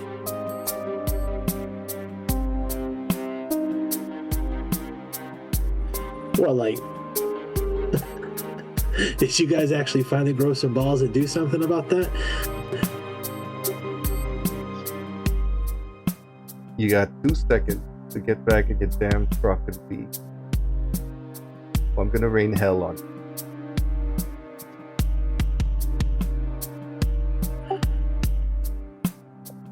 So, can either of you say anything? I'm gonna be like, we should just get out of here. Abort. You can- You can still drop him. That was the plan. Like, drop him as a double agent. I mean, I'm just so concerned that if I do that, then he's just gonna get shot outright. You might be fast enough to stop. Maybe. If you can tell, like if you can read his body language before he does it. So how confident are you can do that? Okay. Pocket sand. Go big or go home. Go big or go home. You're like, he's a Blade Runner. He's a Blade Runner. He forced me to drive here. Shut the hell up. Shut the hell up. Manipulation from Evie, Okay. and then an insight to see if he's gonna shoot him in the head. Oh wow! Way too convincing. That doesn't mean anything. I'm still gonna die. He looked when you say that. He believes you a little too much. And he just points the gun at Echo. But he does not shoot. Okay. Now that's interesting. Both of you I'm gonna get the put my hands fuck up. in. Let go. And there's another guy also armed, patting you down. Like, and whatever weapons you have on the truck, it's taken away. But they leave the truck outside. They just close the gate again. So the two of you will be unarmed and unarmored going inside here. Now, Alright, they guys. do take your RDU badge and see who you are. And when you're walking inside, the factory's emptied out. There's no one there. Obviously, they're not going to let you speak, and they will take your earpieces. Communication is out the table. But you are inside. And then you meet Alice.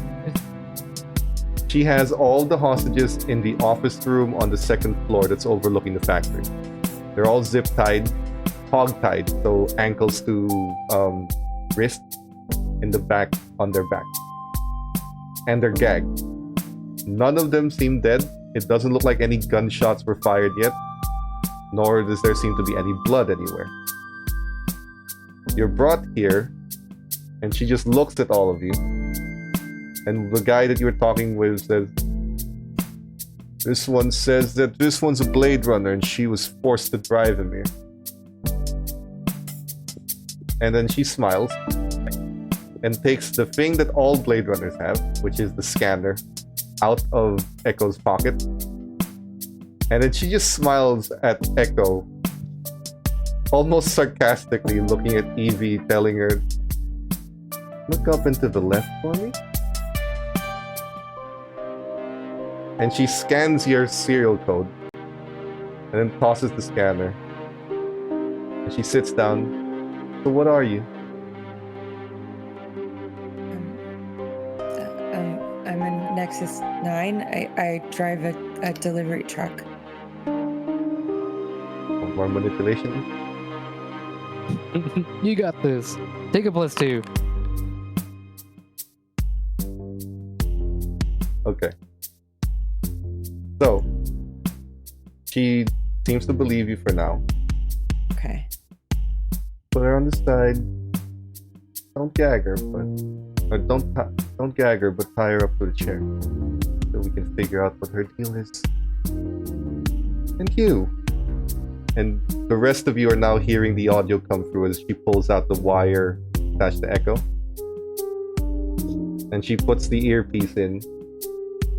So who's the other Blade Runner on the line? Better speak now, or your friend's brains are going to be repainting the walls. You hear the clicking of a gun. I have a question. Mm-hmm. While they were doing this, can I have made my way up into one of the vents and made my way into that dark area that you told me about at the opposite end of the thing? You can try to open the glass roof. It does have a trap on it. While all of this is going on, I would like to try and successfully infiltrate through the glass roof and get into a sniper position. Roll your tech. Okay. And while he's doing that, I would have loved to pull in with the spinner, or with the nondescript spinner, LAPD style, probably with a couple other people, just for appearances as we begin negotiations, and kind of on an intercom, or like with the bullhorn and on the comms, I say, listen, he's just a scout. He was just sent to take a look at what was going on. I didn't expect him to get captured, but yeah. Who am I talking to? And hopefully she can hear the bullhorn also going off. I'm going to be using one of the +2s to give me some advantage. There's 2 left. Roll manipulation for land. That's a crit. Oh, perfect. 2 successes. I'm gonna take a +2. Is that okay? Is that okay? 1 guys? left. Yeah, One use them up. left. That's what they're there for. There we go. Is a regular success. Okay. You're able to disarm the bomb. You can climb down from there. Remember, you are still injured. So try not to get shot. I know. I'm specifically taking up. You said there was a dark area, like a dark little crevice area. Yeah. There was opposite On the second floor. On the second floor, yeah. So what I would like to have happen is as she's saying that, having had while all this is going on. Just point out the windows are shaded to the office, so there's no view of the room. Oh, there isn't. Okay. You have a view of the window, but it's blacked out. Can I make a stealth roll to try and stay hidden? Yeah. Well, you're not hidden now. You'll make a stealth roll if there's anyone that may see you. Okay. But right now you are hidden. I want to get into the dark area and get up with my rifle, and then basically just answer over the comms and say, "Open the window and we can talk." She thinks. Or Like- sorry, I don't say open the window. I say open the shades. Open the shades.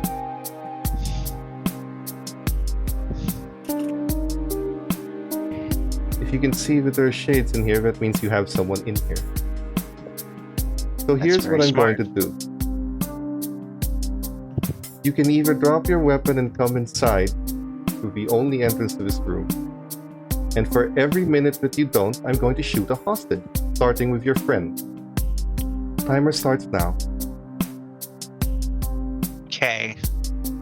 If I don't see someone in here, in the next 60 seconds, your friend's brains are going to scatter the wall. Are there shadows? I'm taking that the room is lit up. Yeah, but the windows are blacked out, as in the windows have gone black. there's There no aren't shades. There's no shadows or anything like that. No. Okay, gotcha. Fuck.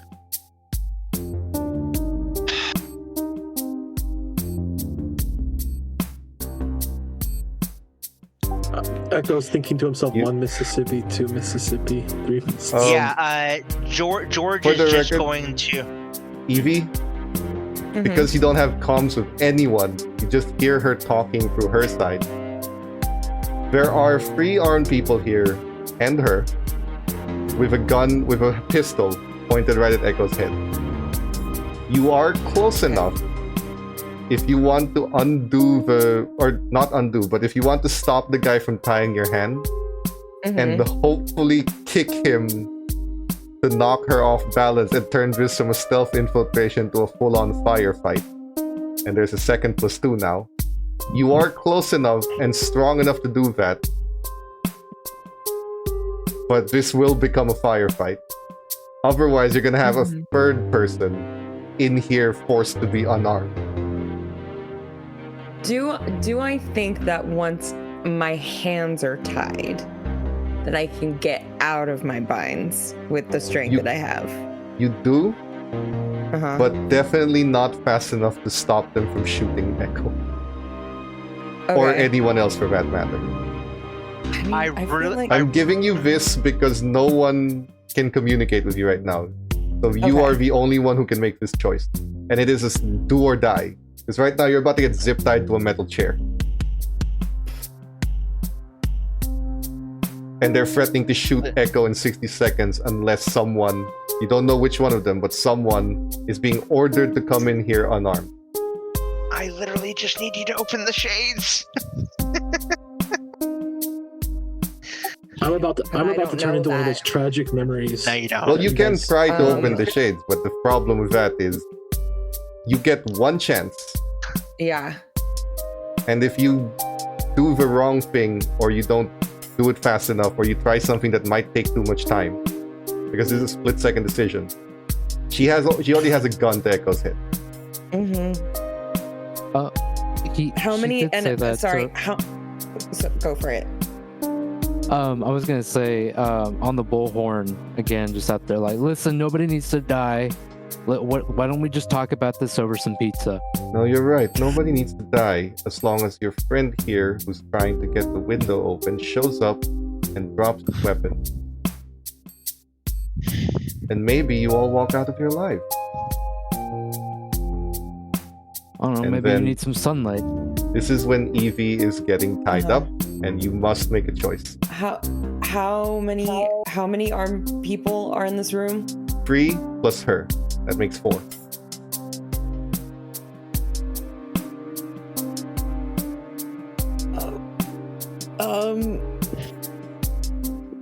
Yeah, no, I'm just gonna do it. Yeah. I'm gonna. He's not expecting it. So I will ask you to roll your hand-to-hand with no real defense against this. Okay. Well, my hand to hand, my unarmed attacks Have advantage. have advantage now. Oh my Are god. you freaking kidding me? You can push How- it. There's no Push it. unicorn. Push it. Perfect. He's not defending. That's all you need. Yeah. It's 3d10 and a 0. I got really scared for a second. So he's tying you up. The thing is, she doesn't want you too far from her, and it's not expected that you are anything but what you said you are. Stay still, and nothing will happen. And I assume, like, you immediately just stand, sidekick him in the rib with enough force that he knocks back into Alice, who does shoot the gun. But I will give Echo an advantage on a mobility roll to avoid any serious injury. Because it is pointed, point blank, next to your head. Well, I see you going for it. I knew things were going to come to a head. I was waiting for the moment for me to Move. break the chains of oppression. Here we go. Advantage on the mobility. You said There are 2 + 2s now Advantage floating on- around, thanks to Visible Junkie. I think that Here was we Visible go. Junkie. Is How It's not letting audible me is it? click it. again? armor. mobility? There we go. Oh, unpick armor. Very good. There you go. Okay. The guy gets shoved. She doesn't flinch too much, but her hand does get moved back. It moves to the side. It fires, and your ears are ringing because a bullet just got fired about a centimeter off your head, just right next to you. Your ears are ringing. I will remind the both of you, you are unarmed in this firefight. The guy got kicked. All 4 of them now surround you, 2 on either side. The curtains are still blacked out. The controls are next to the door, so Echo is nearer to it than Evie is. And Lance, the negotiations have ended, unfortunately. Yes. Is it a So, big red button or is it like this- a control panel? It's a control panel. But all you need is a slider, like a finger-held slider. You just have to slide it down. But that's that for now. And everyone can just tune in next week to see if they live. The problem is, Yeah. I had told, he's not here anymore, but I told Silver Phantom that his little treat of throwing in an NPC randomly to rain hell on you can be held until next week when he's back fully recovered. Have absolutely no control over it. I've given that to him, so whatever happens, that's on him. And whether or not he likes you. For now, thank you so much, everyone, for tuning in every week, and now for watching. Come back here next week to see what happens with this group, if they're going to live. How badly people are gonna get hurt with this firefight. Before we go, why doesn't everyone just tell the group, tell everyone here who you are, where they can find you, what you're up to. Start with Echo. I'm here every week. I'm in the Discord for Cybernation Uncensored. Join us there. There's always casting calls. I know there's a few of them that I've wanted to join, but I've been playing too many games. At the moment, though, I know my character is in a bad position, but knowing that Robo Space Boy made it out alive gives me hope that I can rise to that. We'll make it nice. Stockman. What's up, guys? It's me, Michael Shockman. This was a lot of fun. I cannot wait until next week when I try to live my best Sniper Elite life. I hope you guys had fun, first of all. If you guys want to find more of me, you can find me here on the Cybernation Uncensored Discord occasionally. You can also find me over on my own Twitch channel, over at twitch.tv/DMShockman, where I am currently still continuing to do my full playthrough of The Elder Scrolls 4 Oblivion, which is a lot of fun. You can also find my past work and some other work that I'm doing over on YouTube at both Michael Shockman and at the DM Shockman Institute, respectively. You can technically find me at Twitter, where I'm trying to be more present on there and everything like that. But yeah, that's where you can find me. This was a lot of fun, and I'm really looking forward to next week. Towards the I'm George Lee. Also, this was such a good session. Nigel, you're awesome. I'm loving Thank this. It's incredible. Having so much fun. I can't wait for next week. You can find me on Twitch and YouTube and on Instagram at George Lee with 2 Y's. And then in, about 2 weeks on March 25th, you can see me in Neon Lords of the Toxic Wasteland, DM'd by our incredibly talented Mr. Nolan over here. And I'll let him Whatever problems cue you've that given right over him, to you. whatever problems you're giving him here, I'm sure he won't take out on you when he runs his own game. Nolan. Hey, listen, we come here, we play we play tabletop role-playing games, and we let dice decide what happens to our futures. So anything that happens in Neon Lords of the Toxic Wasteland is not on only you. because you purchased the extended VHS edition with weird cuts and edits and documentary commentary from the film director. So you're welcome.